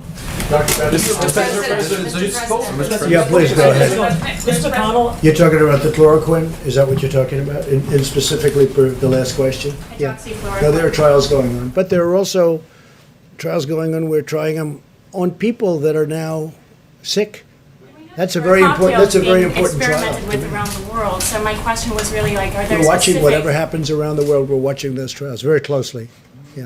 Mr. President, Mitch McConnell had a line today. He was on the Mitch McConnell. Yeah, he said that impeachment diverted the attention of the government. Do you think that in any way this was happening and building at the same time? Did it divert your attention or your team's attention or the vice president's attention? Well, I don't like to think I did. I think I handled it very well, but I guess it probably did. I mean, I got impeached. I think, you know, I certainly devoted a little time to thinking about it, right? So, but think of it. It was a hoax. It was a total hoax. And when you think that I got impeached only because they had a majority in the House, they didn't get one Republican vote. 196 to nothing. Not one Republican. I don't think it's ever happened. The Republicans stuck together. And they stuck together in the Senate 52 to a half. A half.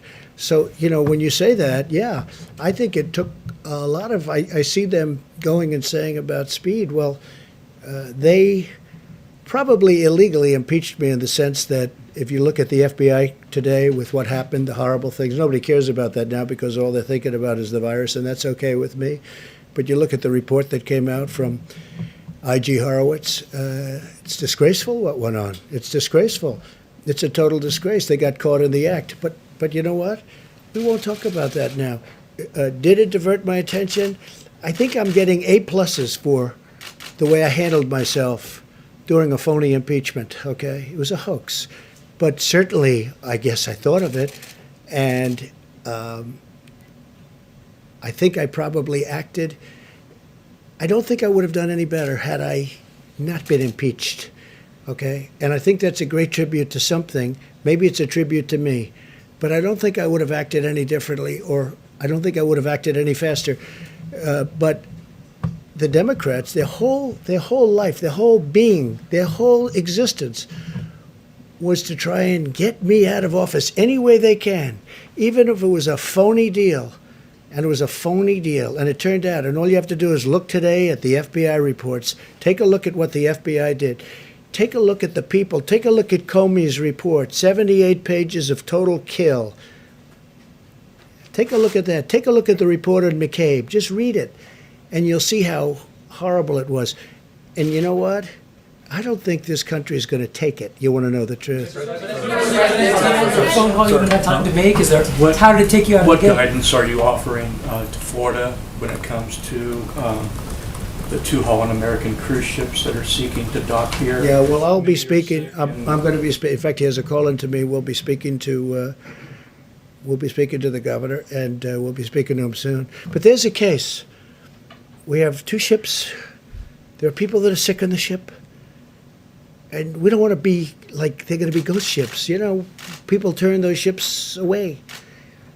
There was a ship, as you know, in a certain part of Asia. And from port to port, nobody would take it. But in the meantime, you have people that are dying on the ship, or at least very sick, but they're dying on the ship. So I'm gonna do what's right, not only for us, but for humanity. I mean, these are 2 big ships, and they have a lot of very sick people. And I'll be speaking to the governor. Let's do just a couple of more back here. Yeah, go ahead, please. Mr. President, go ahead, please. Thank you very much. I was hoping you could. You ever run out of questions? It's the most unbelievable thing. You go through the room, but I have nothing else to do, so if you want to, if you want, should we keep it going, John? I think so. Could you clarify Let's something go. for me, please? Andrew Cuomo today said that the system that you have where governors are trying to get ventilators, it's like being on eBay with 50 other states bidding on a ventilator plus FEMA. And then you just said tonight they You mean shouldn't be doing that. he was complaining? Well, he said. Say it. That's What did he fine. say exactly? What did he say? He said that when you have states competing for ventilators in medical care, it's like being on eBay with 50 other states bidding on a ventilator. Well, he plus shouldn't be FEMA. complaining because we gave him a lot of ventilators. And if you take a look at the chart, it's down. But I wish he got going a little bit sooner. But we gave him a lot of ventilators. And you know what? He has a lot of ventilators. The problem is with some people, no matter what you give, it's never enough. It's never enough. Like they'll say, how's Trump doing? And you're a Democrat. Some of them said really good. I'll tell you, Gavin Newsom from California, who's doing a good job, by the way, and others said really good. But, generally your natural reflex, how's Trump doing? You ask that question to a Democrat. We don't like it. Oh, really? You don't like it? We're getting very high marks, but I'm not doing this for marks. I'm doing this to save lives. When John saw the numbers and when Jim saw those numbers, they're shocking numbers. You're talking about deaths.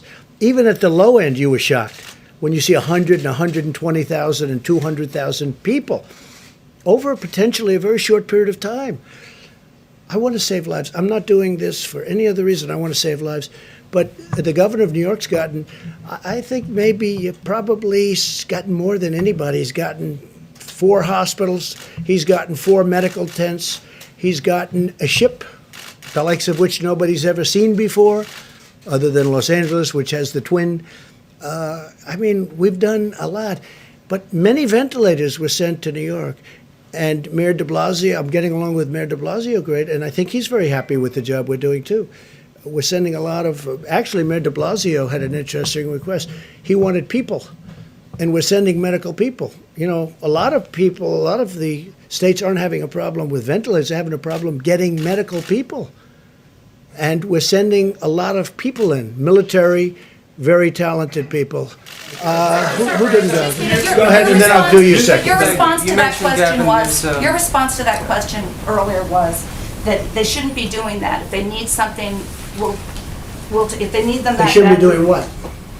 They shouldn't be, the governors shouldn't be competing with each other. No, they shouldn't be competing, and they should call us. Wait, no, I don't want them to compete because all they're going to do is drive up the price. I don't want them to compete. They should be calling us, and we can work it so they get the ventilators and they get shipped directly. If they're competing, if they're calling, even if there's only 2 of them calling, they're going to just drive up the price because as nice as some of the people that do ventilators, they do want to make money, okay? Now, New York had a chance to buy 16,000 ventilators. I guess they didn't take that option. That was in 2016. And that's a hard option to take because it's a lot of money. And who would ever think you need 16,000 ventilators? Who would ever think it? But this is a very unique time in life. And I think, I'm dealing with New York, and we're having a very good relationship. And you see what just happened in Central Park with the tents. We're having a really good relationship. Go ahead. You didn't get one, and then we're going to you. Thank you. Gavin Newsom, you mentioned Gavin Newsom and the job that he's doing. I'm interested in what you think California has done to contribute to the suppression of the curve. Well, they've done a good job, California. Now, let's see what happens, because we could have a spike, doctors. You don't know. They could have a spike where all of a sudden it spikes upward. We had a couple, like Louisiana. I think they're doing a really good job, but they had nothing. Now, they had Mardi Gras, and then all of a sudden after Mardi Gras, which tells you about distancing, I guess. It's an example of what could happen, but they were, flawless. I was always surprised. I was looking at Louisiana, and I understand that state. I love that state. And I'm saying they're in great shape. Then they have Mardi Gras. It was a big success, tremendous success. And then all of a sudden, it went like a rocket ship. So that tells you about distancing. Please. Are you concerned, though, about the homeless population in California? Because I know California officials think that it could spread like wildfire. Obviously, there's a Say it again, louder. There's a homelessness crisis in California. Yeah, there They're is. obviously concerned that it could spread like wildfire in that community. So is there anything the administration... Well, they're is looking doing? at that very strongly, and I know that it bothers Gavin. I don't know if it bothers Nancy Pelosi, but she's got it in her district at a very high level. They have to be very careful. They have a very big homeless population in an area which just a few years ago didn't have anybody in those areas. And they're living in the streets. And I know that some people in California are working on that very hard. Mr. President, you spoke several times with Prime Minister Trudeau, President Macron, and at the end of last week, President Macron talked about an important initiative that you and him would launch. Any news on that? No, we're talking about something that will be very positive for the world if we do it. We'll see if we do it or not. Well, I don't want to talk. It's a private thing, but it will become public if we decide to do it. But positive. Our relationship with the president, our relationship with France is, I think extraordinary, very good, probably as good as it's ever been. Back to your comments about what could have happened and the actions that you took.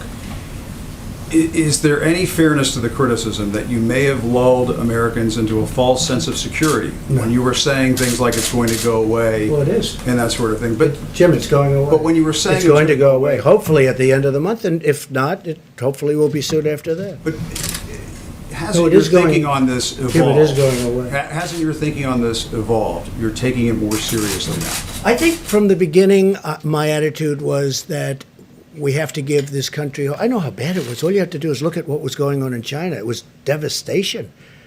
And look at the numbers from China, those initial numbers coming out from China. But, I read an article today which was very interesting. They say, we wish President Trump would give more bad news. Give bad news. I'm not about bad news. I want to give people hope. I want to give people a feeling that we all have a chance. I mean, when you saw the numbers, and when John and all of you saw those numbers, and you're saying 120,000 people, you mean that's good? 100,000 dead people within a short period of time. I want to give people a feeling of hope. I could be very negative. I could say, wait a minute, those numbers are terrible. This is going to be horrible. This is a horrible thing. Hey, Jim. Last month and said, okay, let's go to the beach. Let's go to the airport. Let's go down to Mardi Gras. Well, there were a lot of people. There were a lot of people that could have said that. We didn't say that. Fortunately, I didn't say that. And that was an alternative. We talked about it. That was always an alternative. That's what I said. Let it rip. Let it ride. Do nothing. And we could have had 2.2 million dead people. More than that. Because I didn't do that. And we did catch it early, and we stopped China really early, and we stopped Europe really early because I saw what was happening. What happened is I stopped Italy because Italy was really heavily infected. We started off with certain parts of Italy, then all of Italy, then we saw Spain. Then I said, stop Europe. Let's stop Europe. We have to stop them from coming here. Europe. I love Europe. But they were having problems. I don't think anybody did a better job than that, especially when you see the 2.2 million number. And I hope we're going to be substantially under the numbers that you're looking at on the minimum side. Then I think we will have, hey, look, it's still tremendous death. You weren't just hoping that it would dissipate, that this would disappear. I want to be positive. I don't want to be negative. I'm a positive person. Somebody said, oh, I wish you'd be more negative. They literally have that. It's in one of the wonderful newspapers today. I wish it'd be more negative. Well, this is really easy to be negative about. But I want to give people hope, too. I'm a cheerleader for the country. We're going through the worst thing that the country's probably ever seen. Look, we had the Civil War. We lost 600,000 people, right? Here's the thing. Had we not done anything, we would have lost many times that. But we did something, and so it's going to be hopefully way under that. But, we lose more here potentially than you lose in world wars as a country. So there's nothing positive, there's nothing great about it, but I want to give people in this country hope. I think it's very important. It was going to be this severe when you were saying this was under control. I thought it could be. I knew everything. I knew it could be horrible, and I knew it could be maybe good. Don't forget, at that time, people didn't know that much about it. Even the experts, we were talking about it. We didn't know where it was going. We saw China, but that was it. Maybe it would have stopped at China. We wish we could have killed it in China. But it didn't happen. It started spreading to Europe. It started spreading here. It started spreading all over. And I'm not blaming anybody. I'm just saying that we have an incredible thing. I think the people, our professionals, our military, our governors, our politicians, I think they've done an incredible job. I mean, with few exceptions, I think they've done an incredible job. But I don't want to be a negative person. It'd be so much easier for me to come up and say, we have bad news. We're going to lose 220,000 people, and it's going to happen over the next few weeks. And with that, I did start off by saying today, long before this question, I said, this is going to be a rough 2 or 3 weeks. This is going to be one of the roughest 2 or 3 weeks we've ever had in our country. We're going to lose thousands of people. When I see 28, 29 people from the governor of New Jersey, 29 people. When you see 173 people died in New York yesterday, or whatever the number was, I think it was more than that. When you see the kind of numbers that we're witnessing, we've never seen numbers like that. So it's easy to be negative. And then everybody can be negative. But I'm a cheerleader for our country. And I want them to do a great job. So the number can be kept. And I've always said it. I want as few a number of people to die as possible. And that's all we're working on. You don't like the question, but are you now taking I don't mind responsibility? the question. Do you mind? I don't mind your question. I think it's actually, I think it's not meant to be. Look, I know you well enough, so it's not meant to be a fair question, but it is a fair question. I think we've done a fantastic job. Okay, fine, I'll accept your word. Look, Jim, I think we've done a great job. We're going to see how it comes out. But when you look at minimal numbers of 120,000 people, when you look at it could have been 2.2 million people died and more if we did nothing, if we just did nothing. It would have gone up, it would have come down. As per your statement, it would have been confined. It would have been a similar time, maybe even less time. It would have been a violence like we've never seen in this country before. We had great professionals, great military, really great governors and politicians. I cannot say enough about what's going on. And as per what you said, I think we're way ahead of schedule in terms of numbers. I hope. But if we can keep it under the minimum numbers, the country has done, not me, the country has done a great job. But I think I've done a really good job of mobilizing. I think Mike Pence has been fantastic. I put him in charge of the task force. We have wonderful people on the task force, Jim, wonderful people. This man was working, literally, he had days where he didn't go to bed, he didn't go to sleep, he went 24 hours and then started the next day. People don't know the job he did. I didn't even know he was that good of a manager, to be honest with you, Mike, okay? And you know, you never know that about somebody until they're tested under fire. But he saw it very early also. We both did.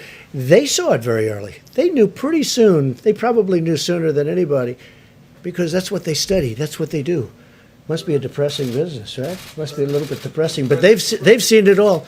Go ahead, Jim. Can I ask Dr. Fauci a question about a headline that's been running all day to get his perspective on it? There is a professor from MIT, Dr. Fauci, who suggests that coronavirus can be carried on droplets a distance of 27 feet. Do you buy into that? And if that might be the case, does that suggest that current social distancing guidelines may need to be extended? This could really be terribly misleading, John. What it was looking at the distance that droplets fly by speaking, by coughing, by sneezing. So if you go way back and go, achoo, and go like that, you might get 27 feet. But so when you see somebody do that, get out of the way. There are some people but that's not practical. I know people that can do That is not practical, John. I'm sorry, but I was disturbed by that report because that's misleading. That means that all of a sudden the 6-foot thing doesn't work. That is a very, very robust, vigorous achoo sneeze. That's what that is. And that's not what we're talking about. You want to keep going? One more, I have one more, sir. Go ahead. How about over? I've got a follow-up on the masks, sir, but first, you mentioned Franklin Graham earlier, Yes. talking to him. As you know, his father, Billy Graham, was a trusted spiritual advisor and friend to many presidents.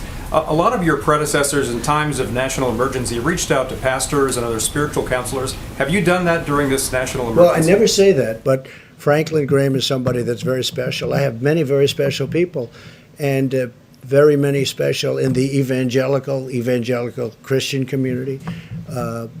You can talk rabbis, you can talk a lot of, I have tremendous support from religious leaders.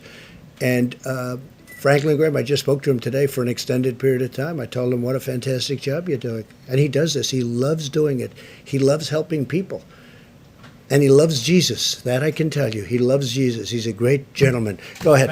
On the masks, sir, on the mask, maybe for the doctors. The what? On the masks, is the reason why there's no CDC recommendation for the public to wear masks because they're meant to save and preserve the masks for the medical workers, or is it because the virus is not primarily transmitted through the air? So there was the CDC does have recommendations on their website about masks that came to the task force several weeks ago about if you're infected, wearing a mask to protect others. And if you can't, if you're working with someone who's sick and you have to be that worker in the household, because remember, we want people in the household being taken care of, that they should wear a mask. I know your question is broader than that, and it's just being considered by the task force now about whether that recommendation that already exists relevant to wearing masks should be altered in any way. So it's still under discussion.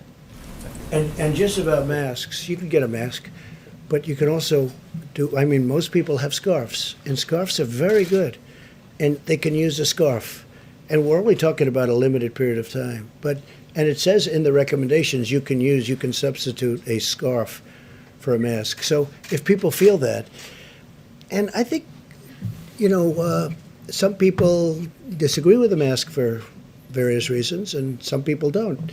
But you can wear a scarf, you can do the masks if it makes you feel better. We have no objection to it, and some people recommend it. Let's go back Thank to you, the back. Mr. President. You people never get tired. Look at you. And there's still good questions, actually. Mr. President, again, I'm looking at the cases around the world in Latin America and the Middle East, and still you don't want to impose a travel ban for these areas. In Brazil, for instance, the President Bolsonaro, he keeps on being very active with groups. Aren't you afraid that what we're doing here can be threatened? You mean you people? You mean you people? Not here, but I mean the United States. I mean, you're pretty spread out already. I don't know if anymore. But you I don't think we'll have press conferences anymore. But I understand what look, we're very careful. I'm very careful personally, and but the travel ban, I mean, aren't you afraid? we are looking at numerous countries as they get in a position. Brazil, as an example, you mentioned the president. Brazil had no problem until just a short time ago, and now they're starting to get inflamed. And yes, we are absolutely looking at a ban. There are two other countries you mentioned. Iran already has a ban. They had sort of an automatic ban. In addition to that, they have a ban. So we're looking at certain countries as they become hot. So, Mr. President, you're starting a new 30 days now. What are your plans? Are you going to stay in the White House? Are you going to travel at all, or you shelter in place? I doubt I'll leave. I wanted to go to the opening of the hospital in New York, and my people couldn't even believe it that I said it, but I did. I wanted to go. They didn't want me to do it. The Secret Service didn't want me to do it for reasons. I wanted to go to the boat sailing into New York Harbor, but the governor did a good job of that, and the mayor of New York. So, I'd love to go out, but now I'll be in the White House, and it's sort of like a nerve center, control center. And I think it's important, look, you see what happened with Boris Johnson, you see what happened with others. I think it's important that I remain healthy. I really do. So for the most part, we're staying here. I've canceled many different events, and we'll be staying here for the most part. Mr. President, Tom Frieden, the former director of the CDC, wrote an article the other day in which he said what's really needed here, and he understands the work that the task force is doing, is an incident commander to really take command of where everything is going and how things are being coordinated. We have it. Is that something that could be useful in this particular instance? We have it. His name is Pete Gaynor. He's the administrator of FEMA. And when the president signed the National Emergency Declaration, he stood up the National Response Center at FEMA. And now I can tell you that when the White House Coronavirus Task Force meets, I'm at one end of the table, and Pete Gaynor and the whole FEMA team are by video conference at the other end of the table. And that's where, whether it be the air bridge that's literally bringing in millions of medical supplies from around the world, the thoughtful deployment of those supplies to hospitals, particularly with regard to ventilators. We're working very closely. HHS is fully integrated at FEMA now But because of the president's decision to stand up FEMA in the lead, we have a coronavirus task force at the White House that's bringing the president the very best health experts and recommendations from every agency. But all the implementation, as we tell governors literally every day, is happening through FEMA. It's going down to the states through FEMA, and state requests are coming up through regional administrators for FEMA and back to the White House for At the consideration. same time, we have 4,000 ventilators that are parked in a warehouse in New Jersey. you're wrong. No, but that was the case. We also have, Excuse me. we moved them out. I They could have had understand. them a long time ago, but they didn't need them. But the question is, this happened. We also have people not knowing about the new Abbott testing facility, or testing system. If there were an incident commander who was in charge of all of that and getting the word out, would that be a useful John, thing? nobody knew about the new Abbott. It was just brought to life 2 weeks ago. They just came up with it. That's right. It was an invention that was just, so nobody knew about it. Nobody knew you could even do it. They did an incredible job. Their scientists came up with the idea a week and a half ago. I showed it to you yesterday in a box. I don't think you can do much better than that. If I may, Mr. President, I think your point's well taken. The Abbott Laboratories point of contact test was approved Friday. The President announced it in the Rose Garden on Sunday. Should have done it. We're socializing that all across the country to every governor, to laboratories elsewhere. And I have to tell you, that this team that the President has assembled, the advisors on the White House Coronavirus Task Force, and then this team at FEMA, whether it be HHS Deputy Secretary Bob Kadlec, who's coordinating all supplies, whether it be Admiral Joie, who is literally working with every state on a county-by-county basis to deploy testing, is impressive. And I think it's given great encouragement to governors. President and I spoke to governors in all the states and territories again yesterday, because governors, I can tell you from my own experience as a governor, in Indiana, we had tornadoes and flooding. Governors know how to deal with FEMA. And as soon as the president stood up FEMA, declared that national emergency, what I'll call a certain amount of muscle memory kicked in states around the country. And we're really seeing a tremendous efficiency and communication, and that's how we're going to go forward. Again, the president's vision here is FEMA's vision, which is in response to a health crisis. It's locally executed, state managed, federally supported, and I have to tell you, we're seeing that whole process spinning up every day, and I hope Americans looking on are encouraged by that system. And I know they're hearing from governors around the country about the flow of resources and testing and supplies, and we'll continue to keep that, what you call an incident command, what we call the Federal Emergency Management Agency, working 24/7. And I have to say this, I've had, in the last less than a week, 3 governors call up that truly have disliked me over the years, even before I decided to run for president.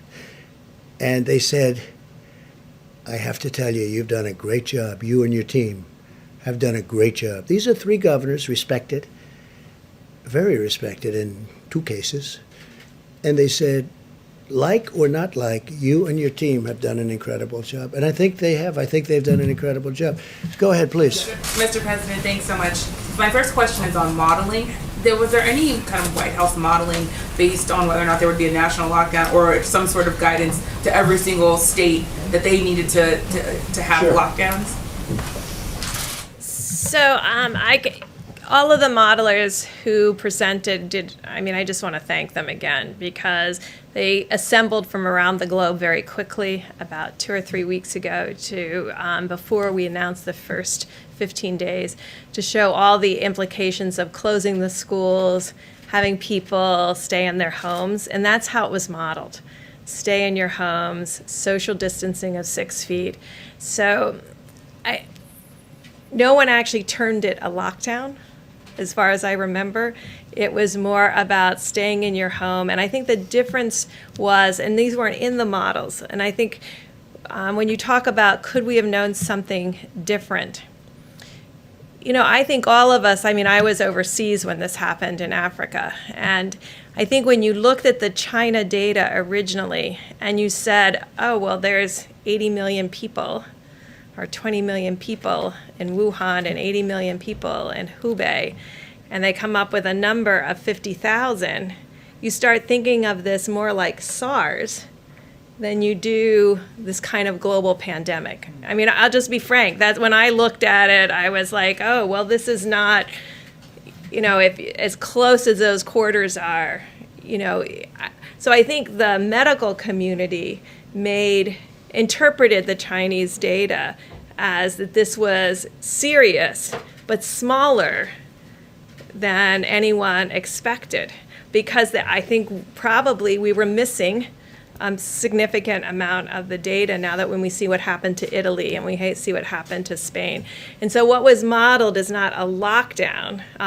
2 countries did remove people from homes that were positive and put them in separate spaces.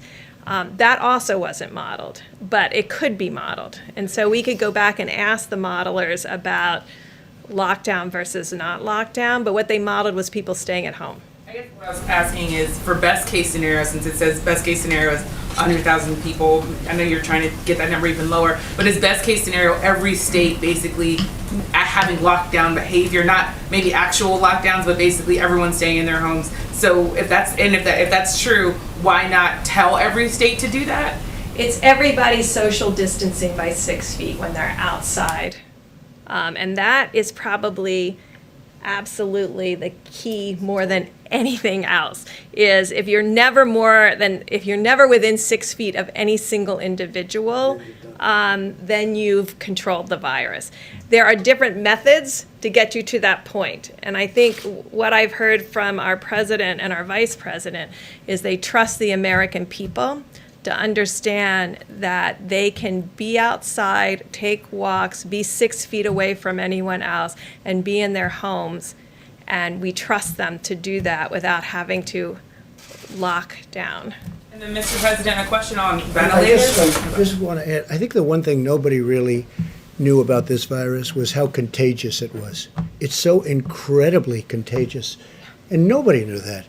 This is like, I don't know that anybody's ever seen anything like this.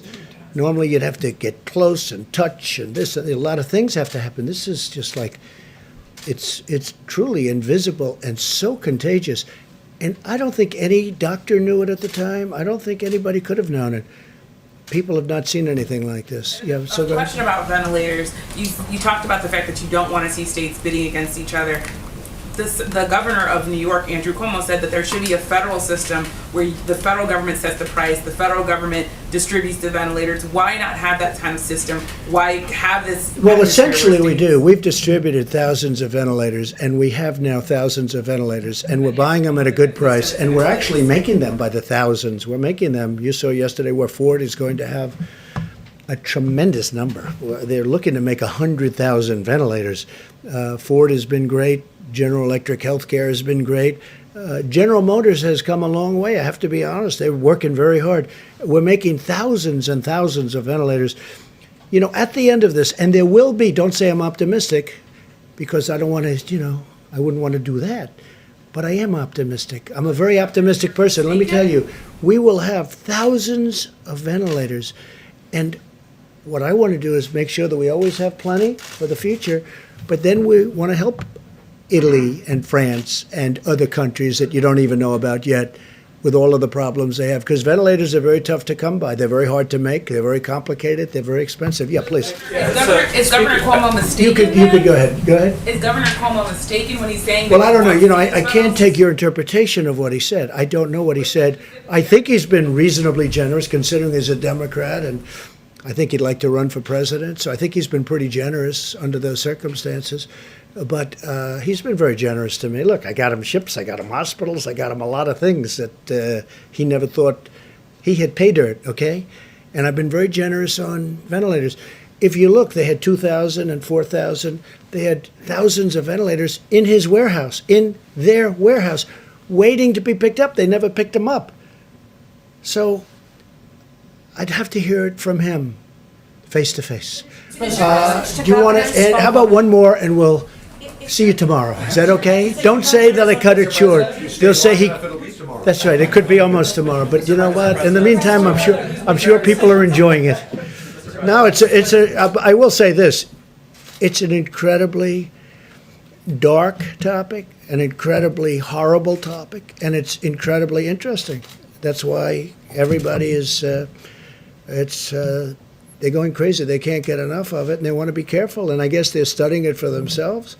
They're studying if they get it. A lot of people have it. A lot of people are positive, and they hope for the best. Because when this gets the wrong person, meaning a person that qualifies, generally speaking, under the list, it is ravaging. It is horrible. Go ahead. How about you in the back? Thank you. Is there any data to suggest that you're going to see a second wave at the point at which these stay-at-home orders, these lockdowns? Well, if we do see a second wave, because I've heard Dr. Fauci answer this question, if we do, we're going to be, I think, very well prepared. And the second wave won't be like the first wave. And with that, I better let him give you a little bit more to that answer, because I don't want to have him upset with me and say, I wish you would have answered that question. Come on, doctor. So when you talk about second wave, I think you really are talking about two different things that are a little bit different.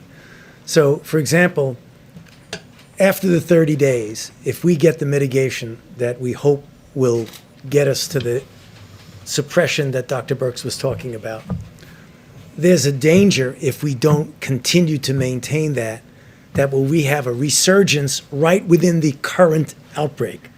That's sort of a second wave, but it really is an exacerbation of the current wave.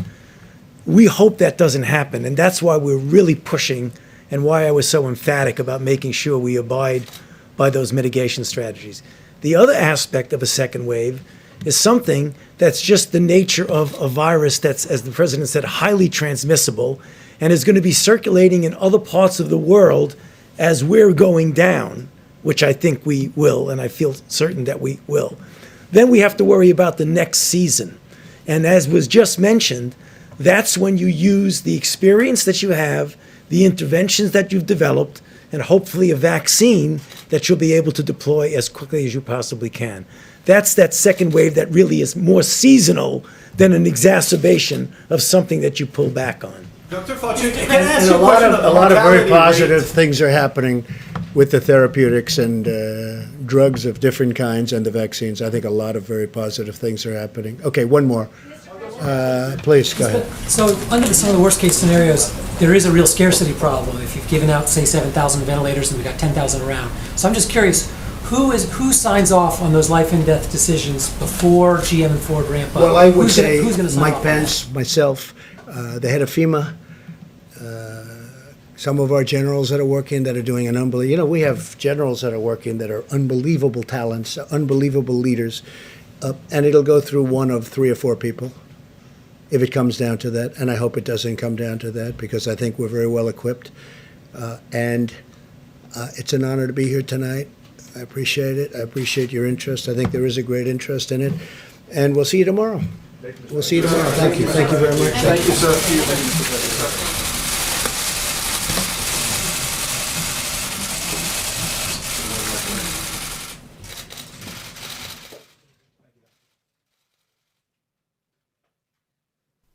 All right, folks, thank you so much for joining us and choosing us as your stream of choice. I think this was a very good press briefing, very different than what you would normally see, which is a good thing. It's a good thing because more information comes from it.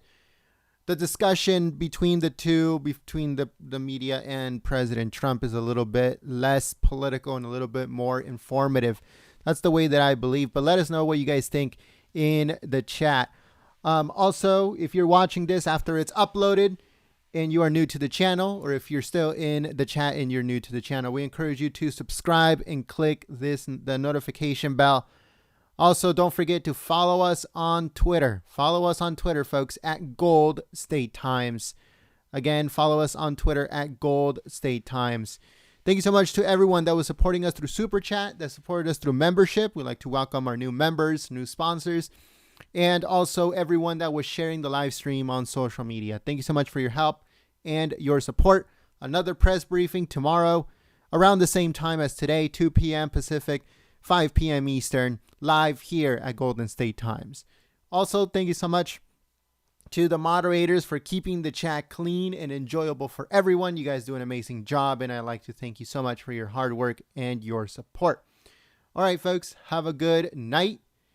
We are going to be uploading the president's schedule on our website, goldenstatetimes.com. Again, that's goldenstatetimes.com. And while you're there, make sure to sign up to our newsletter. It's on our website, goldenstatetimes.com. You guys get notifications of uploads and breaking news and future live streams and past videos that we uploaded that you might have missed. So go to our website, www.goldenstatetimes.com. And don't forget, follow us on Twitter at Gold, G-O-L-D, State Times.